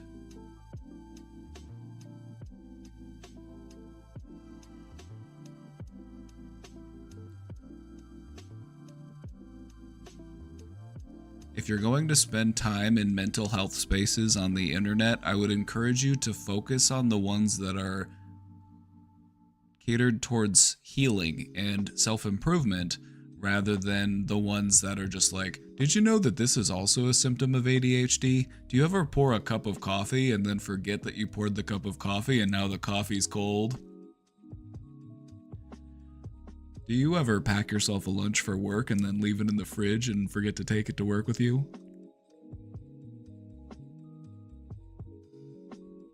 It's like normal shit that people do, and they're like, that's probably another symptom of ADHD. No, the reason why you have ADHD is because you live in a society that has you conditioned. Time is money. And if I'm not spending my time making money, I am a failure. I need to go make my boss happy, otherwise I'm gonna starve.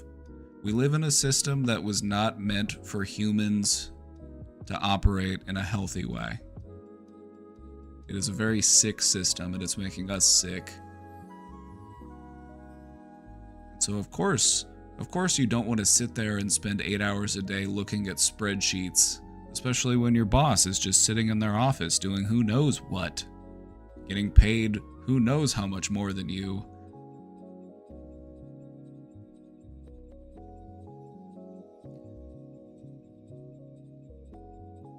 Do you ever get distracted by things moving around you? Yes, that's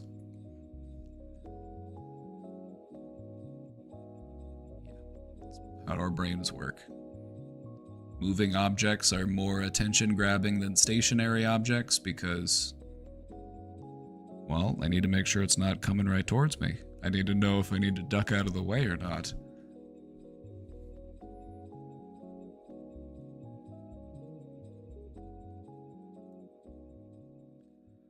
Are there many different ways ADHD can present that could have been less obvious? My therapist said her mind was blown by me possibly having ADHD from the questionnaire, and now I'm wondering if me having social anxiety, procrastination, overthinking, OCD tendencies could have just been me having a tricky to diagnose type of ADHD. You treat the symptoms, okay? If you have symptoms that you are trying to work on those symptoms.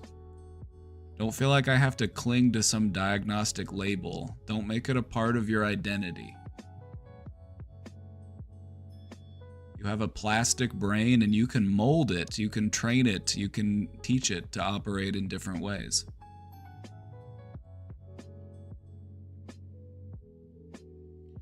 It's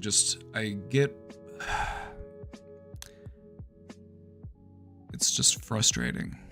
It's frustrating that so many people are convinced that your brain is broken. You have a bad brain.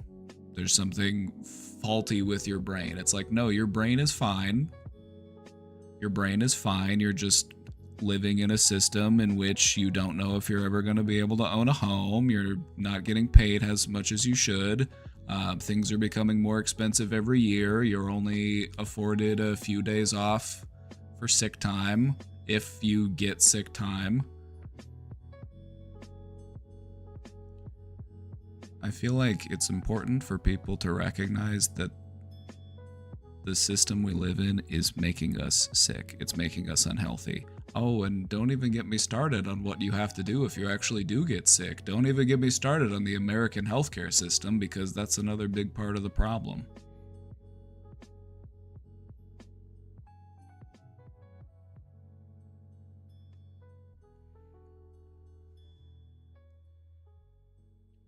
You're not your diagnosis. A diagnosis is just a collection of symptoms. It doesn't mean that your brain is defunct. It doesn't mean that there's something faulty with your brain. It just means that there are things that you need to work through. There are some challenges that you need to face. There are some behaviors that I need to unlearn, and maybe some new behaviors that I need to learn.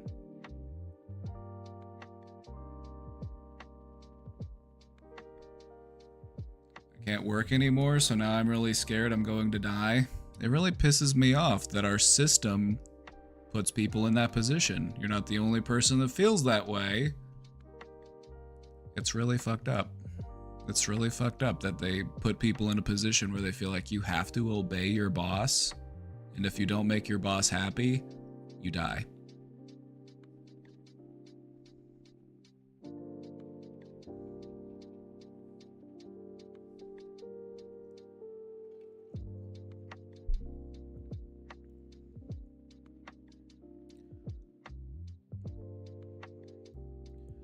I've avoided stuff talking about ADHD because it feels like everyone has it / thinks they have it, so why would I have it? I just have anxiety. I've felt like my brain gets overstimulated fast and that I'm a hypervigilant person, which just felt like anxiety my whole life. How do I go into getting assessed, and what do I expect? Should I try to advocate for meds or listen to people who advise me to take meds?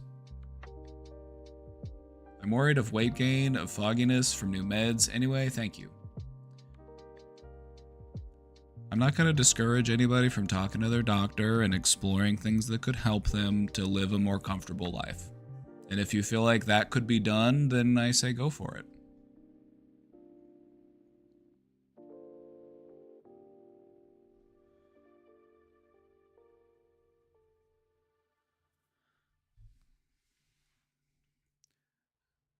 But I just want to remind you that the way that our current system operates is that if you're having a hard time focusing, they just give you a stimulant medication. They give you this habit-forming drug.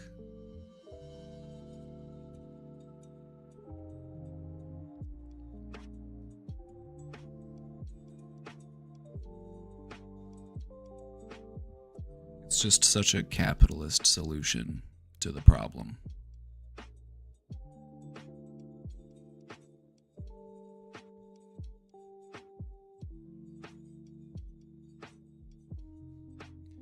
Do what you think is best for you.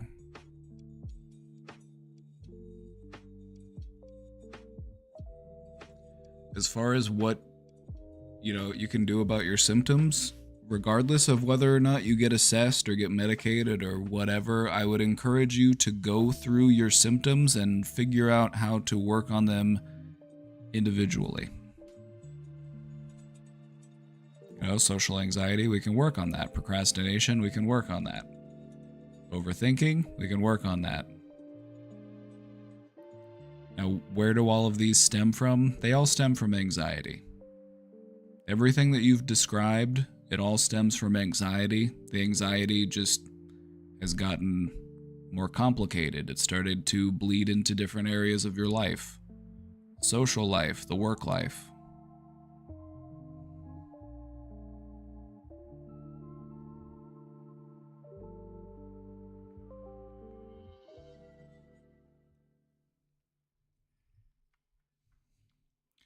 It's your brain. You're the one in charge. Turn that anxiety into a tool. Learn to harness that energy.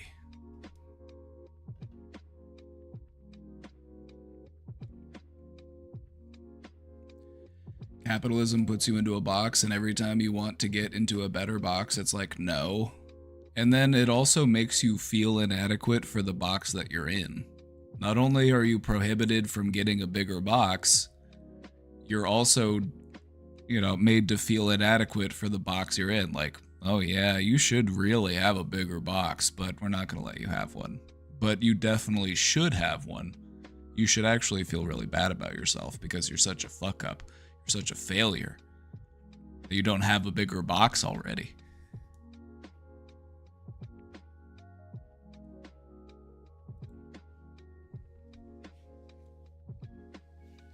The more I think about how capitalism is antithetical to human wellness, the more I think about it, the angrier I get.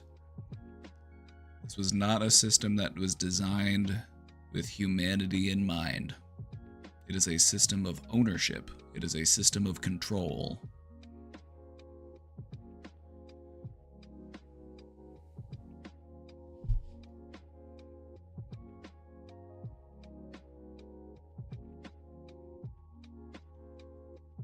My kitten is my boss, and if I fail him sometimes, I do feel like he will kill me. Well, not much to do about that. Whenever my cats are hungry, they sit on my chest, and then they start nibbling on my fingers as a reminder that if I don't feed them soon, they're gonna start eating me.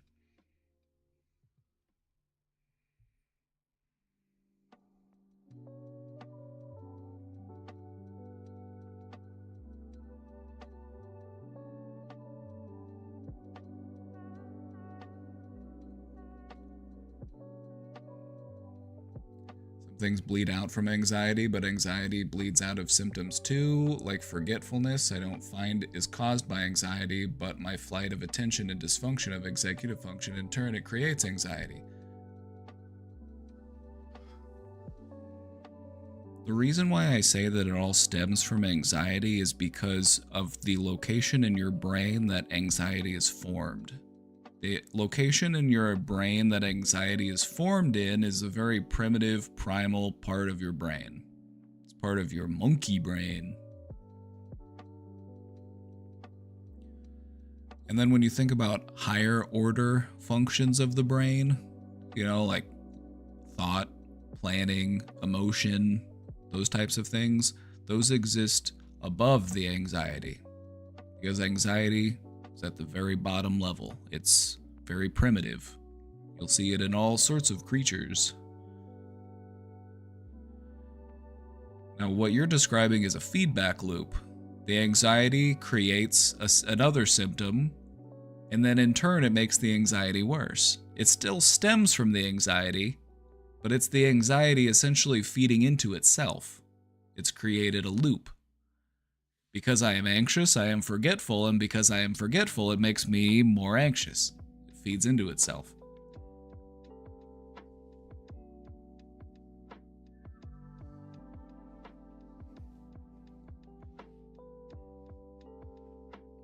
I found a lot of renewed energy in the idea that Mamdani was elected. I feel like this is the start of something. I feel hope is the word. The thing that Barack Obama sold us on. It's okay to hope again.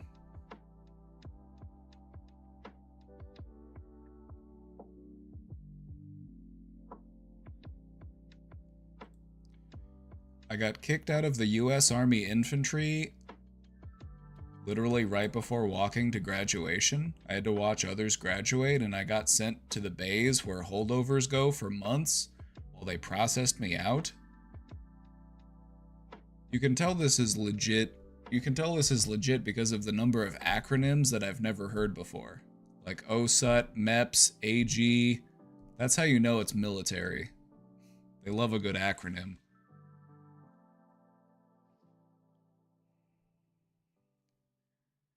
I went to a psych ward even though I gave full medical history release. I even got all mental health issues wavered off and went and trained without any issue. It was literally a last minute fuck you and I got a chapter 11 discharge. Do I go back and try again? I'm terrified of the same thing happening again, getting fucked over in the very end because someone else fucked up. If you really want to do it, go for it, but I I would say that this is the universe doing you a favor. Because the only thing that signing up for the infantry is going to do is that's just going to get you into a position where you get to see some of your friends get blown up, and then hopefully you don't get blown up in the process.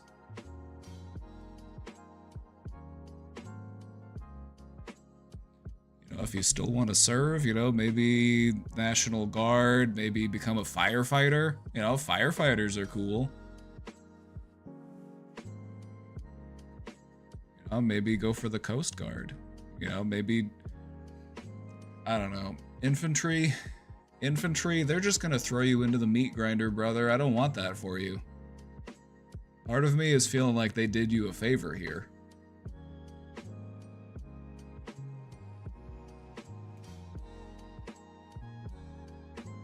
Like, they don't really view you as a human, they view you as a slab of meat that they can throw a tactical vest and a rifle onto. You're more than that. You're more than that. You know, there's all sorts of other stuff that you can do. There's all sorts of different career paths that don't involve the potential for a horrific death in some far-off country. Like, do you want to go to Venezuela? Because that's probably what's going to happen. The United States is eyeing Venezuela's oil.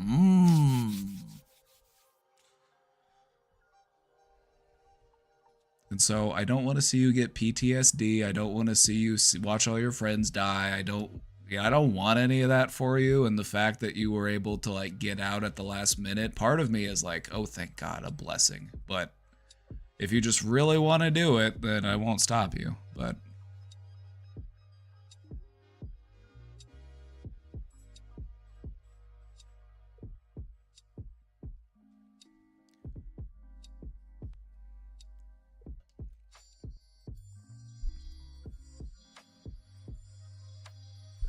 it's not their oil, it's the drugs. Oh yeah, we definitely care about drugs, don't we, folks? In America, we definitely care about drugs, right? Like,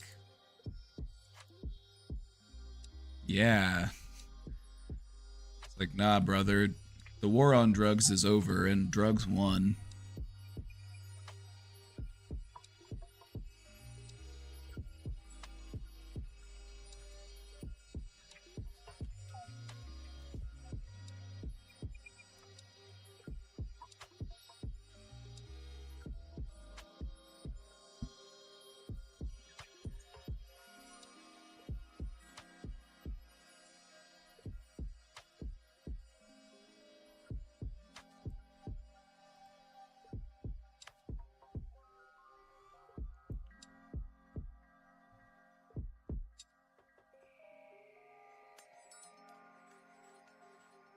It's definitely not the oil, though. It's definitely not all the oil.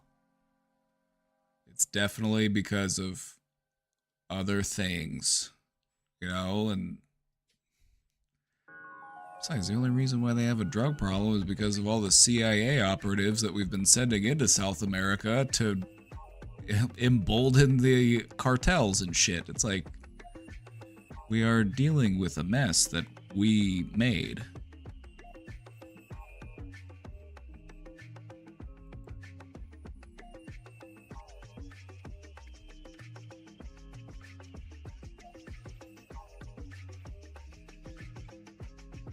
Our guns ending up in their hands too. I mean, that is how we made our name on the global stage. If you remember, the United States, we made a lot of money in the First and Second World Wars by selling people weapons. And then we joined in at the last minute to keep the thing going. Did you remember that part of World War I history? We just sold a bunch of weapons and then we joined in at the last minute, and we kind of kept things going for longer.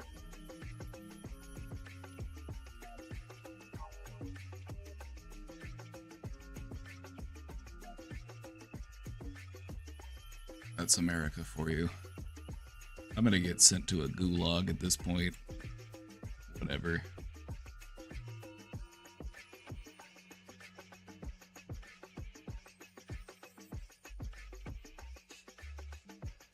Have you ever seen the Werner Herzog documentary that is just footage of the massive oil fires in the Gulf War? It is actually insane.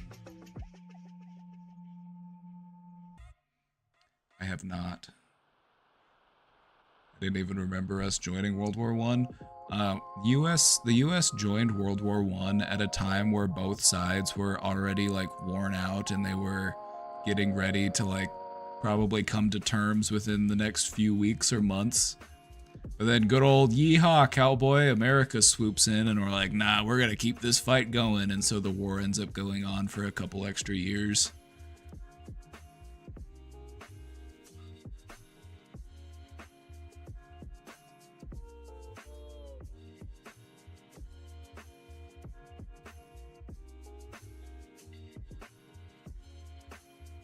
Movie that made me change my mind about the military and stuff is Jarhead.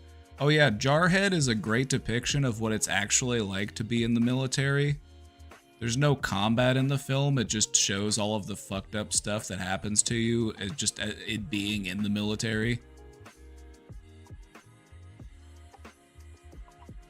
I like that they sold the film as like, it's gonna be some like military action flick, but in reality it's just like, oh no, it's really terrible to be in the military. Your wife's gonna cheat on you.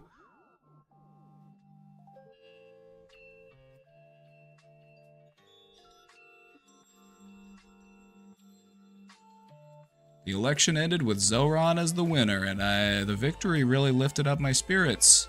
However, feeling the joy from the win really made me realize the despair I've been feeling before that.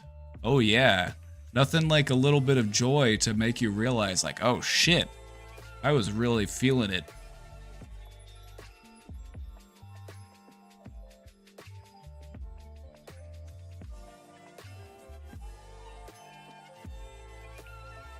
What about Full Metal Jacket? That's another good anti-war film. It also it's you know, it's a bit different, but it does kind of showcase just how shitty it is to be in the war or to be in the army.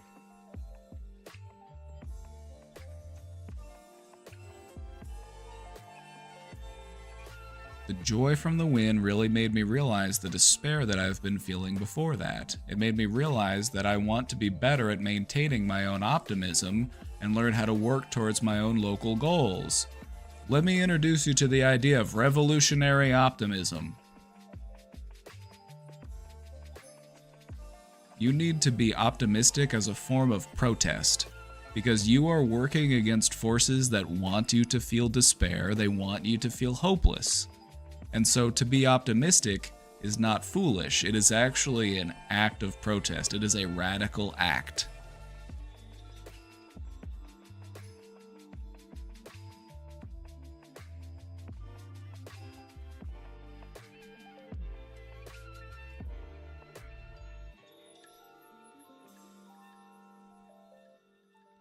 Lessons of Darkness is the film. I'm gonna check it out. Thank you for pointing it out. Also, no apologies.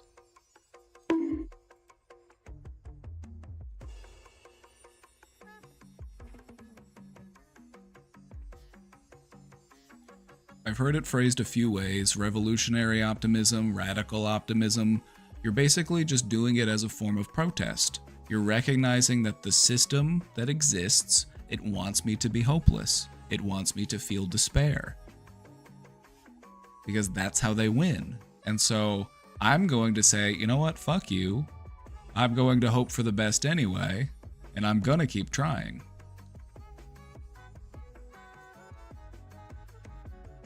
Welcome to the party. As a fellow revolutionary optimist, welcome to the party.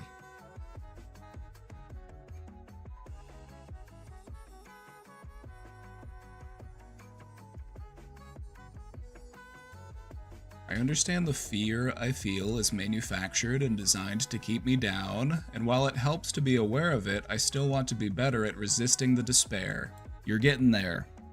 Alright? You're getting there. You're building up your tolerance. Just keep it up. Just keep up the practice. You'll get better at it. Radical Optimists in. Where are my radical optimists at? OPV's here. That's the OG. That's the OG right there.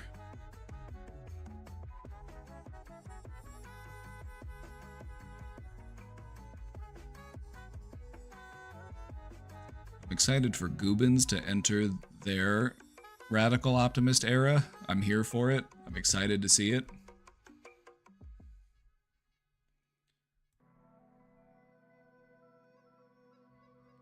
For context, I'm currently a dues-paying member of a local political org, but I don't know what I'm doing or how to be useful. Then whenever you show up, just ask those questions. You know, be an instigator. Be somebody who helps to get things going, get the ball rolling.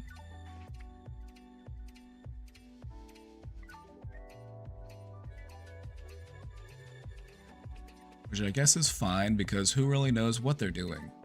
Okay, let me give you an example of something that anybody can do, just about anybody can do, as a way to get together with your community, organize a community cleanup project.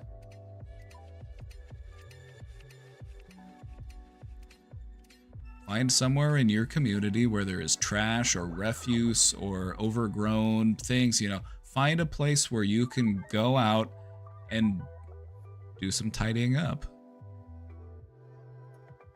You might have to print out some signs, you might have to talk to some people, you might have to organize a little bit, but it shouldn't be too hard to get a few people together to show up with some trash bags to help make something look nicer within your community. And so what I would encourage you to do is just find something local. You know, it doesn't have to be across town. It doesn't have to be any length of drive. You know, it could be a local park. It could be a local stream. You know, somewhere around you where there's just, you know what, somebody needs to give this place some TLC. And you go around and you start knocking on doors in the area.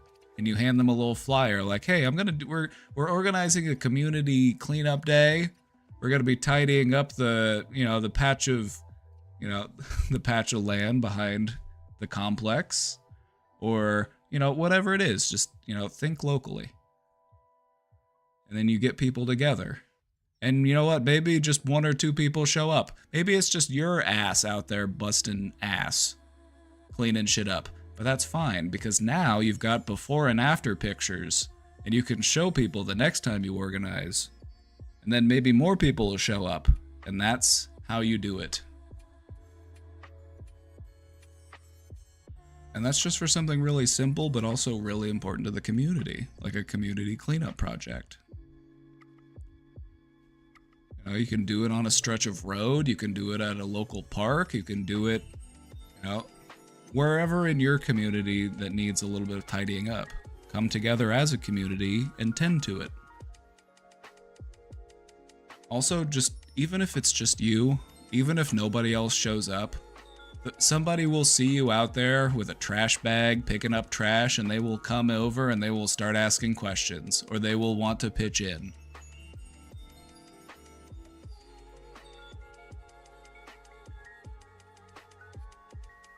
And that's just a great jumping off place, That's just a good place to start. There's other options, there's other things you could do to come together as a community.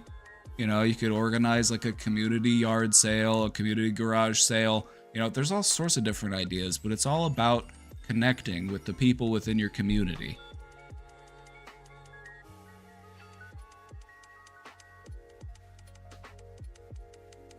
Could you ever do a presentation that tackles common psychological issues that prevent people from getting more politically involved, like learning how to direct political frustrations into political activity better? That's a good idea. We should do a presentation on how to organize people. I've given you some good examples, but I feel like we could definitely go further into it.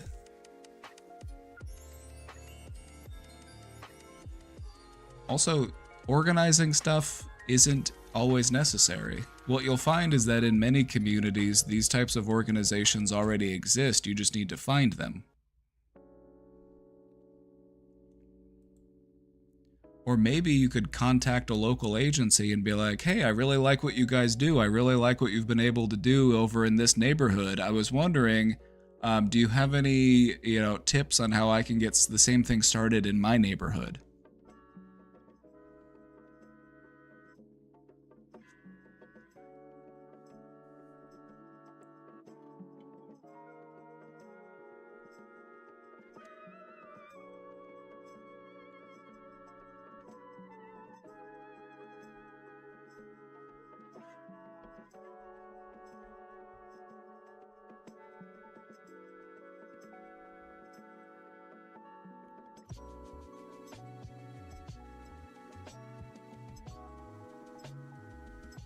Basically, I'm trying to figure out how to be proactive and how to feel motivated to struggle for change. I've been scared to ask in my political space because I worry I would be seen as pathetic for not figuring it out by now. If that's the case, then you're hanging out with the wrong political people. If that's the case, then you're not are you hanging out with anarchists? Are you hanging out with the anarchists? Is that what you're up to?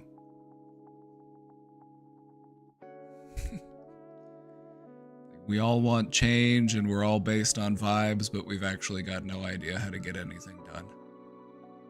But we're gonna judge you for not knowing what we already know.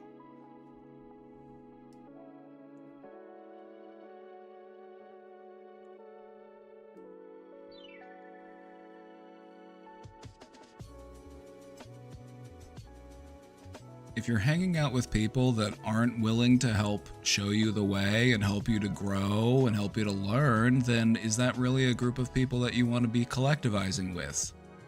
Like, no, we can't really afford that if we're going to have solidarity. Like, we need to be willing to help people learn and grow. It's an important part of forming community.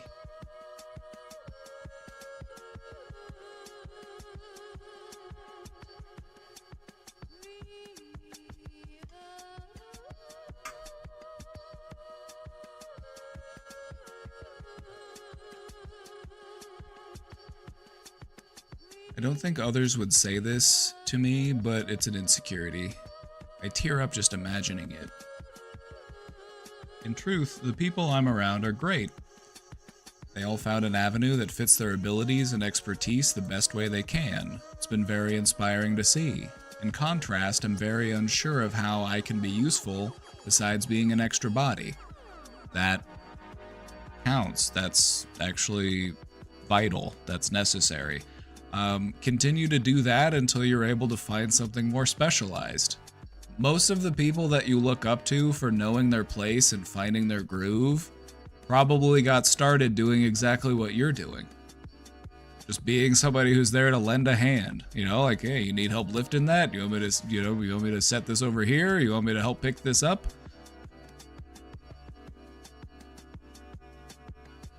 Just showing up and showing that you care, that'll take you places. And you'll find your niche. You'll find where you're most useful. You will eventually find where you are most useful, but it takes time to get there. So just start off by trying to find some place where you're at least somewhat useful.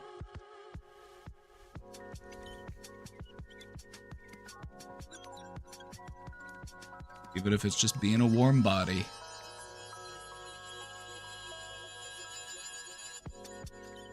I may feel this way due to my own lack of faith in myself, but also being afraid of others seeing that insecurity in me and counting me out because of it. So you're afraid of other people doing to you what you're already doing to you. Am I hearing that correctly? I'm afraid of other people counting me out because of my insecurity, so in order to protect myself from that fear of rejection, I'm just gonna go ahead and count myself out.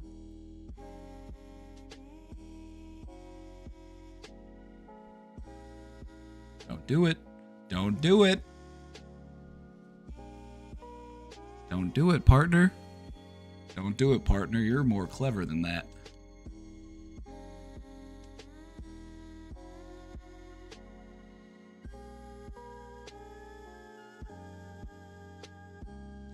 I'm just stuck in a hole of apathy.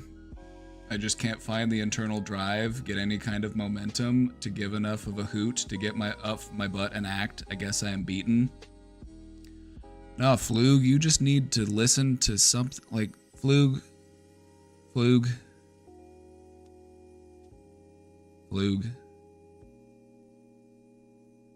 Have you ever noticed that sometimes certain bits of music just make you want to move?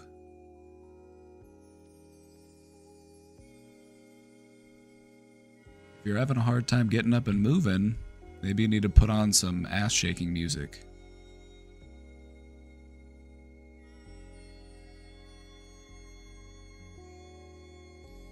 I would like Katara to water bend piss out of my wiener while I wear a top hat and high heels. So you're wearing the top hat and high heels, and then where is the piss going? So the piss is being manipulated, the piss is being moved somewhere. What are we doing with it? Is it going back in your mouth? Don't tell me it's going back in your mouth. But I can't help but feel like that's where we're going with this.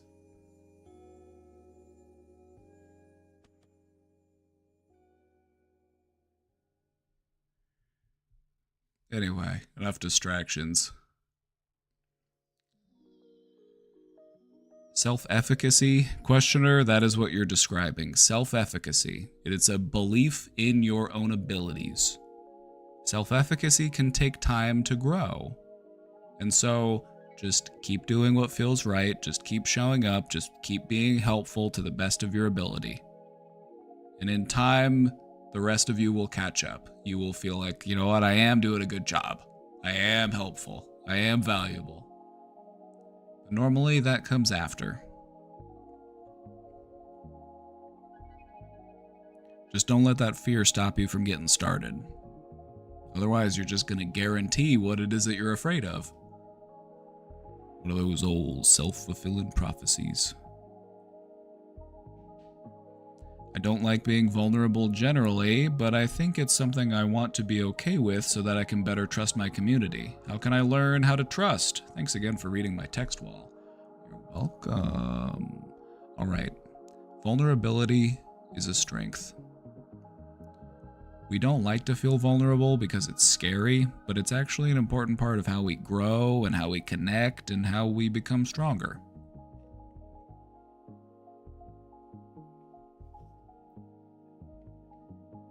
I'm German and can say Squirrel. Pretty good if you ask me. Ja, ist sehr gut.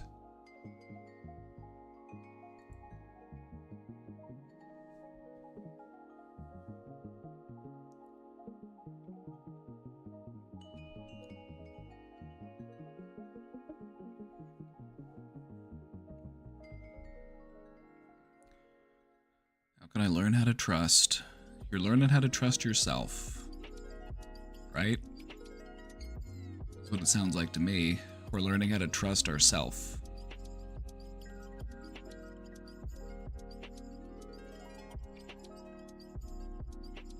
You can trust that people will test your vulnerability? True.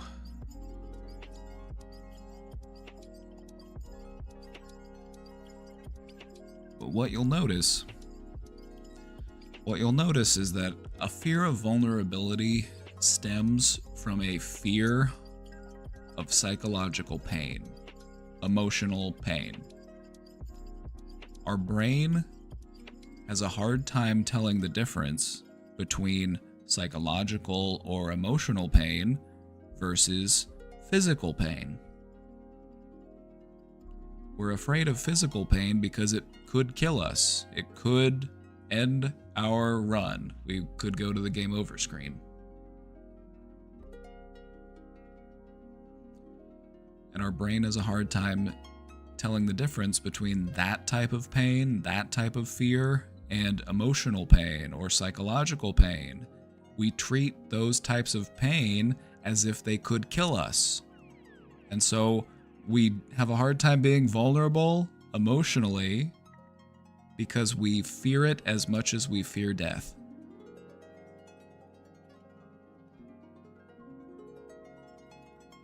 It's important to recognize that psychological pain cannot kill you. It can be uncomfortable, it can hurt, but it cannot kill you. And by facing it, that is how you grow. That is how you open your heart up. That is how you experience deeper levels of joy and love. Is by letting the walls down, opening your heart up.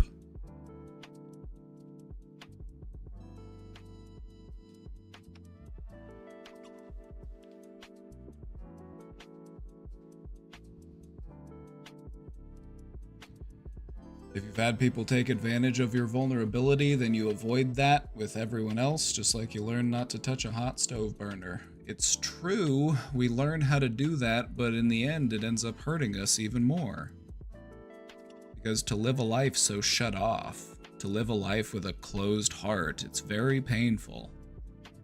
We ironically do it to avoid pain, but in the end we end up creating much more pain for ourselves. We create a life that is centered around pain.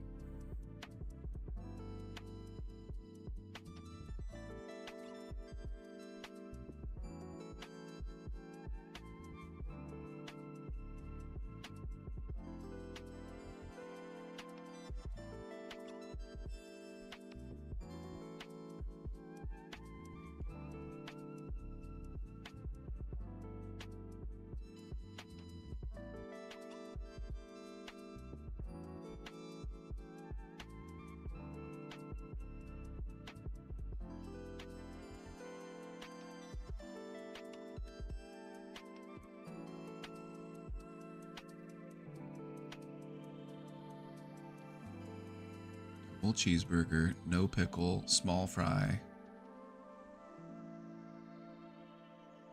Should have got the $5 meal deal. You could have got some nuggets in there too. Do they still have that deal?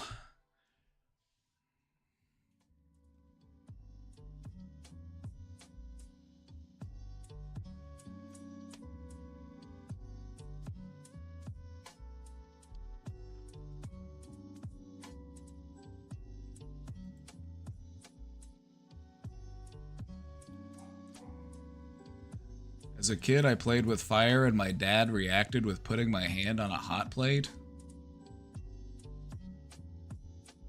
The fuck is wrong with people? Jesus fucking Christ. You are not afraid enough of fire, so I am going to make you more afraid of fire, but I am also going to make you afraid of me, because there is nothing in this life that you should fear more than you fear me, your father.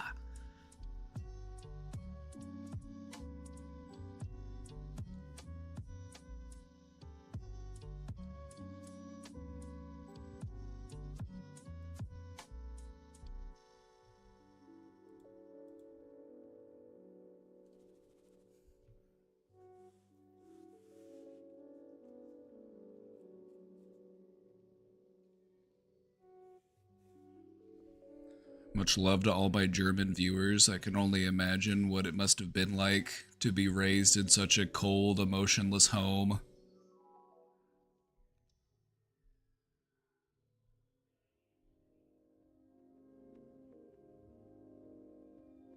It's not even fire, it's a hot plate. Exactly. It doesn't even make sense logically, which, you know, I thought the Germans were supposed to be good with, but no.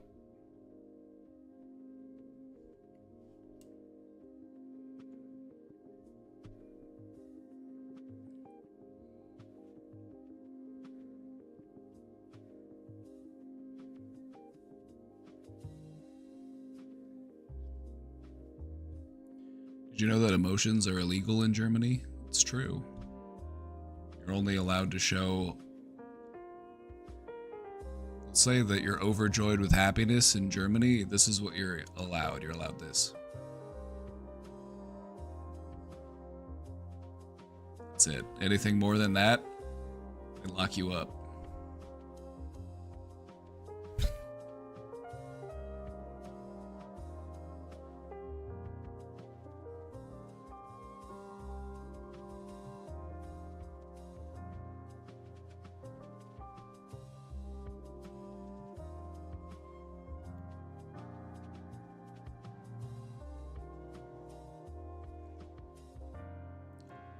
German great grandma would yell at me if I went into the kitchen, and she would always call me cow pig, pig cow. Jesus Christ.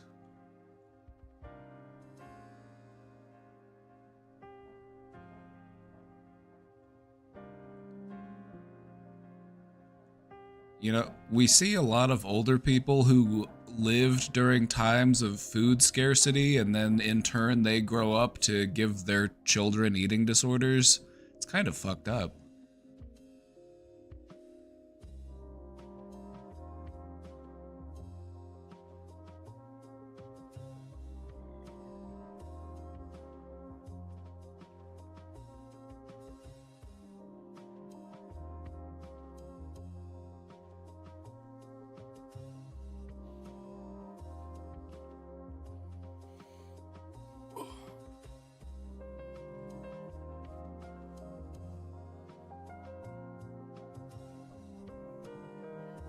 Chat, we're all caught up in the question box. If you've got any questions, feel free to drop them in.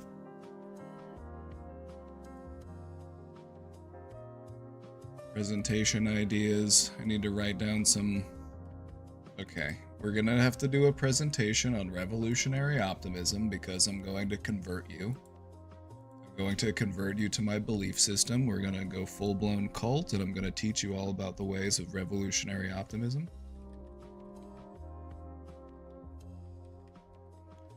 I also have another idea that's in the works. It's internalized capitalism. I want to talk about how the beliefs that are imposed on people living in a capitalistic system, how we internalize that, and we feel inadequate if we aren't like thriving in a system that's really just not designed for you to thrive.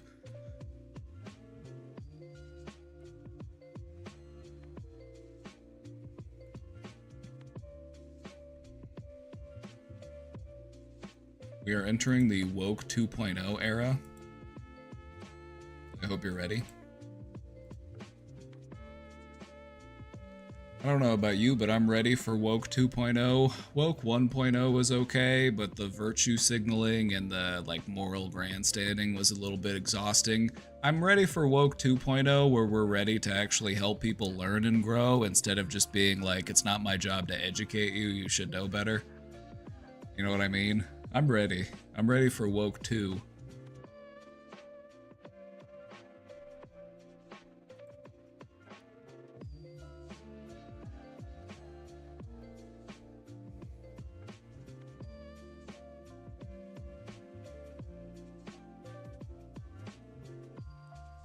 Are we ready? Are you ready? I'm ready. The rewokening. Yes. We're bringing woke back. It's woke 2.0.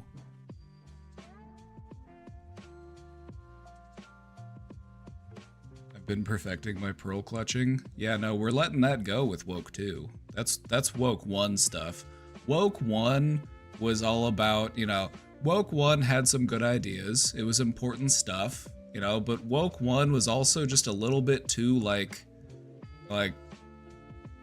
they would use it as a means to like look down on people, like, oh, look how uncivilized you are, like, oh, I'm surprised, like, how dare you use that term that people have been using for a long time, that you didn't really understand the niche context of it. Don't you know that that actually originates from this term here, and that's insensitive of you to say? I can't believe that you would do that. You are, just...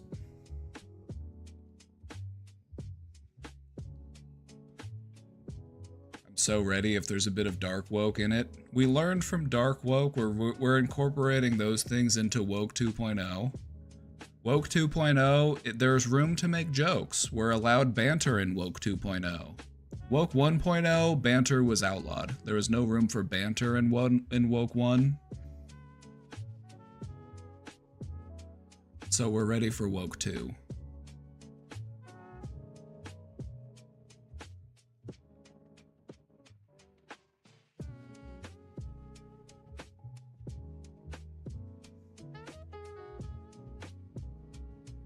Ready for woke 2.0. No more virtue signaling.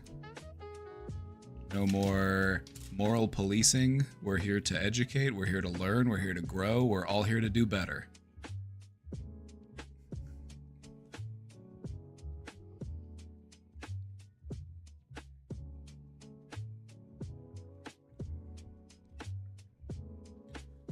Something that I heard that was happening during Woke 1.0 was that at schools, instead of kids bullying each other for things that historically kids would bully one another for, they instead would act all woke and then bully other kids for not being as woke as they were.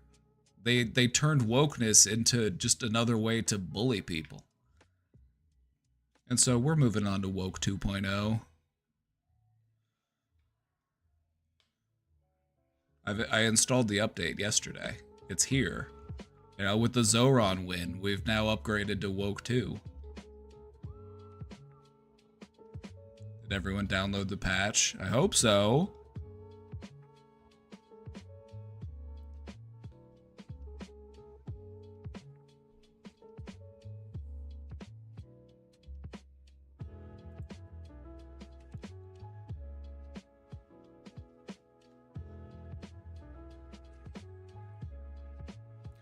If you're feeling hopeful, good.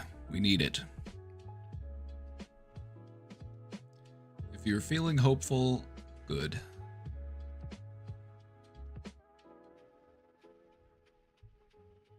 You know, you can be hopeful as a form of protest. You can be optimistic as a form of protest. You can experience joy as a form of protest. You know, you live in a world that is always trying to bring you down and make you feel insecure and make you feel less than. So be happy anyway. Be happy in spite of all that. Fuck you, I'm not gonna do what you tell me.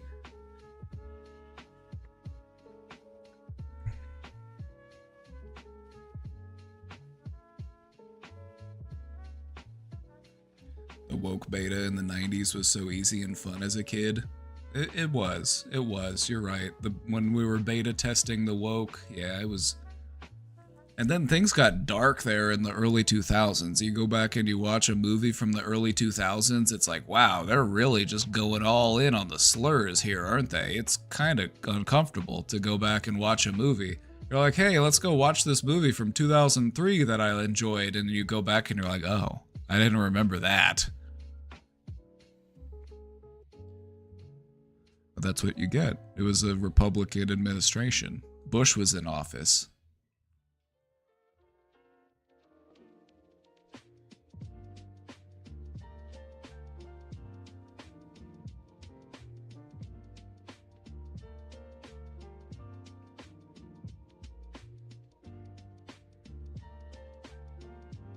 I ate the whole burger and most of the fries. What do you mean most of the fries? I thought everybody just took the whole thing of fries and just poured the whole thing into their mouth. That's what I do. Just pour it right in. I had a donut with Bavarian cream for lunch. I've had 2 bowls of soup today. We had some leftover soup, and so I ate that, and let me just say, my body wants solid food.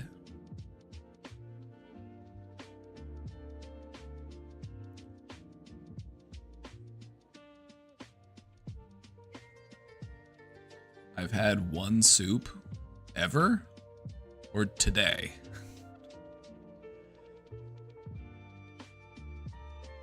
It's soup season. I've been making a lot of soups. This last soup I made, which is the one I ate this morning, it was kind of a play on like a dumpling soup, like a chicken and dumpling, except it was Asian inspired. So it had like ground pork and chopped up like diced tofu, some shredded carrots, some soy, some spinach, and these like green onion spring roll bun things that turned into like dumplings in the soup. It was pretty good.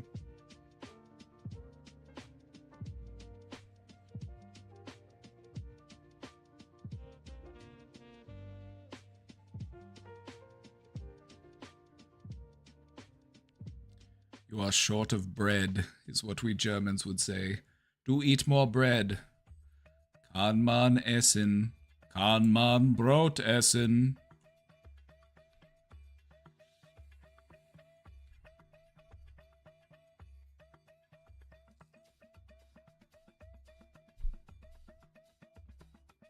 In Germany, when food is good, like you make somebody food and you're like, how was it?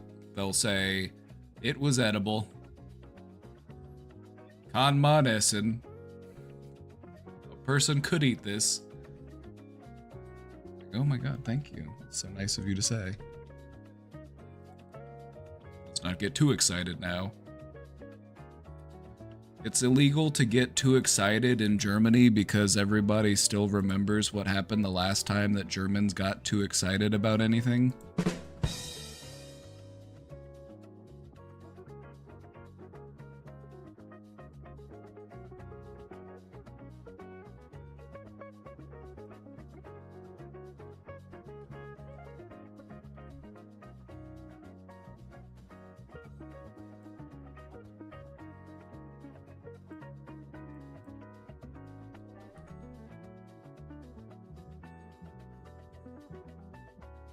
Can you translate Sau Hummel? Hummel actually means bumblebee. So you were being called a pig bumblebee.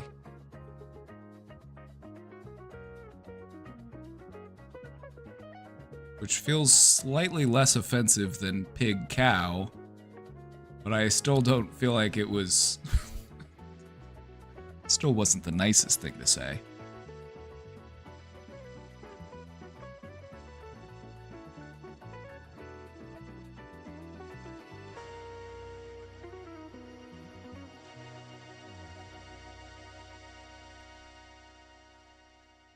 Germans have a pretty great word for butterfly.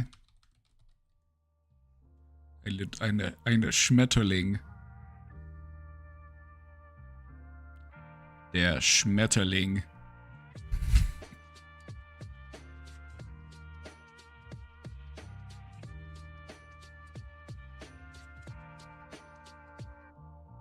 Bumbling pig. That makes sense. You were okay. We called you a bumbling pig.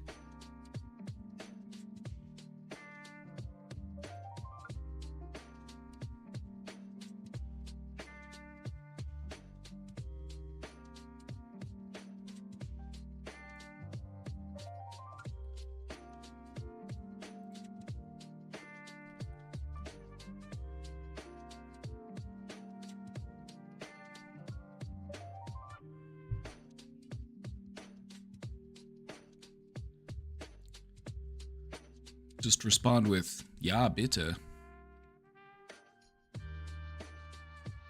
It's the German power play. Just respond with, ja, bitte.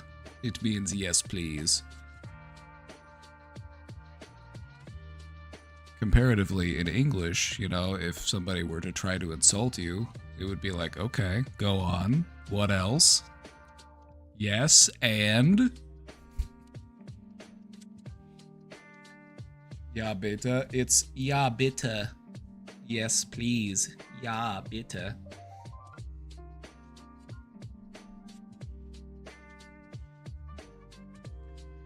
It's just a power play. Whenever anybody tries to insult you, you just say, okay, what else? Bring it on. You have anything else?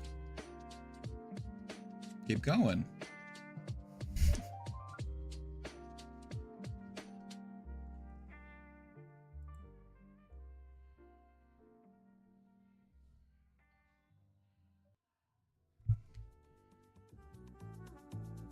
I didn't tell you all about the story that I told Leftward Ho at that picnic. Is Leftward Ho here?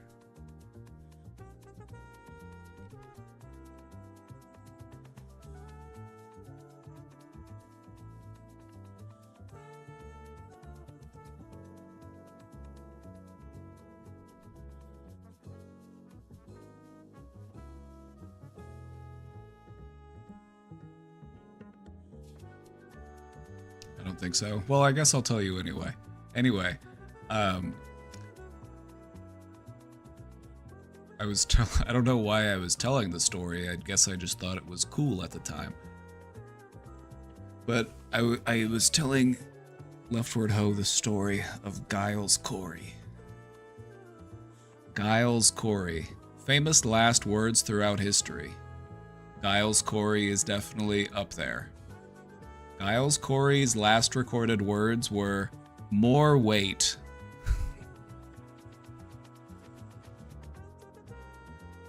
You see, Giles Corey was an English farmer, and he was tried in the Salem witch trials for witchcraft,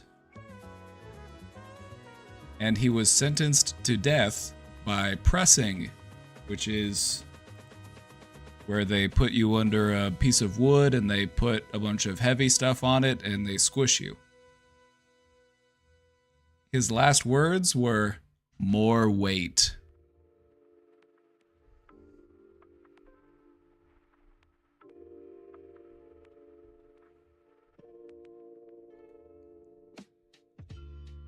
So I just think, whenever I think of life throwing challenges, I'm just like, just bring it on, just add it to the pile. Let's fucking go.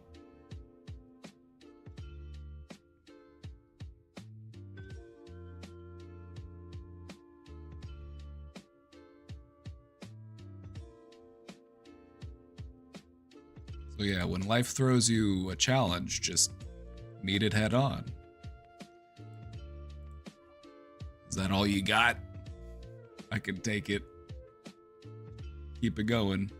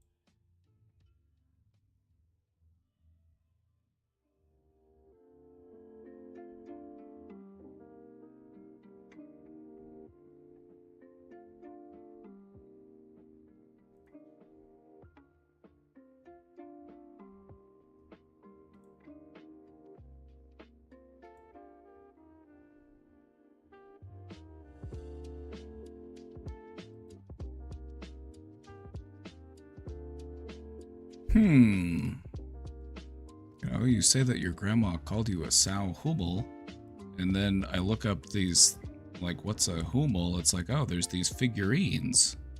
These little, classic Bavarian figurines, which were made in West Germany. And then they also made one that was a pig.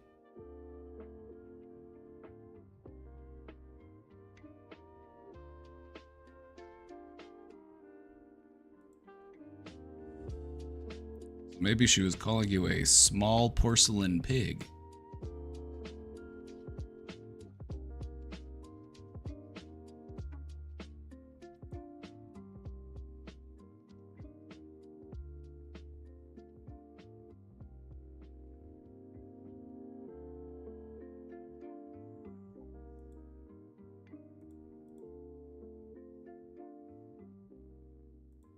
Either way, it was rude.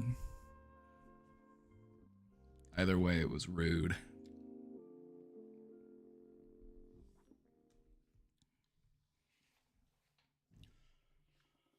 All right, everybody. Do we got any more questions? Any more questions in the mix? Anything you'd like to talk about before we go?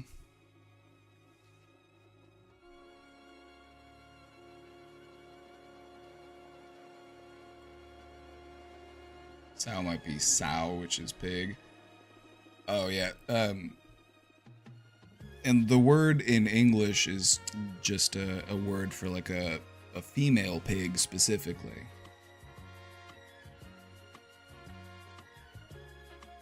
I got plenty, but that's a novel we will save for another day. Do you want to talk shit? You don't have to get too into it, but do you want to let off some steam? Feel free.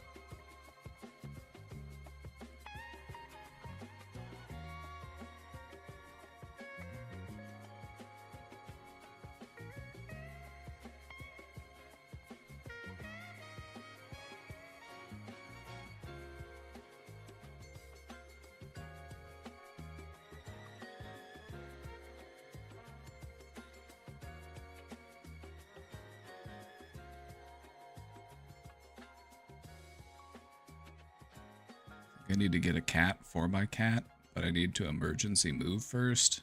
Damn. Damn. You hate to see it.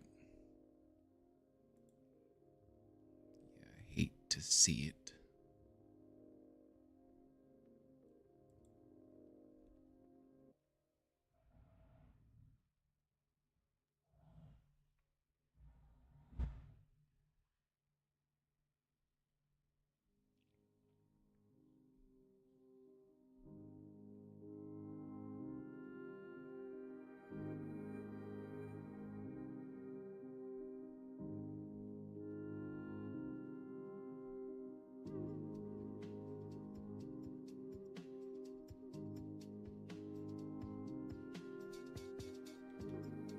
Does I have a place lined up I can move in?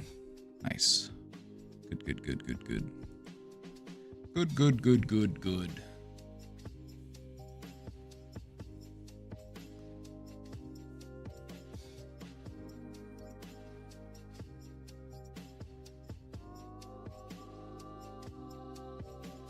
Boy, of 14 years just passed. It's been a rough week, but I'm finally past random bursts of bawling.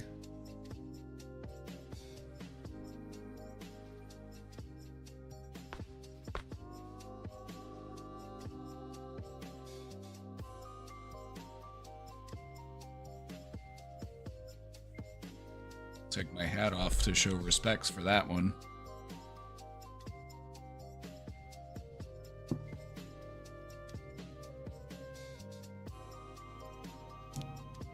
It's never easy losing an old friend.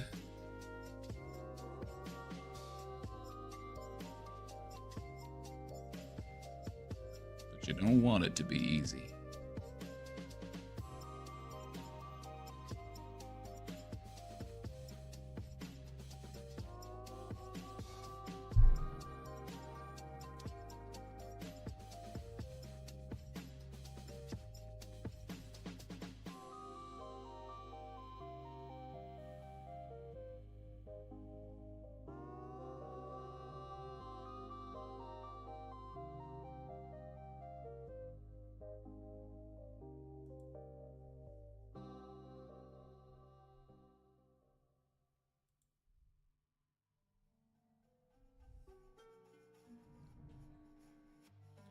All right.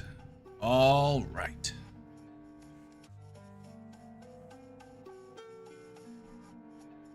Well, gang, I think that might be it for today. Gonna pack it up a little early.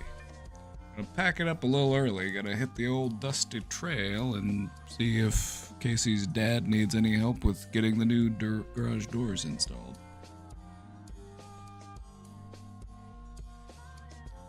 We got movie night tonight in the Discord. We got movie night at 8 p.m. It's in 4 hours and 18 minutes.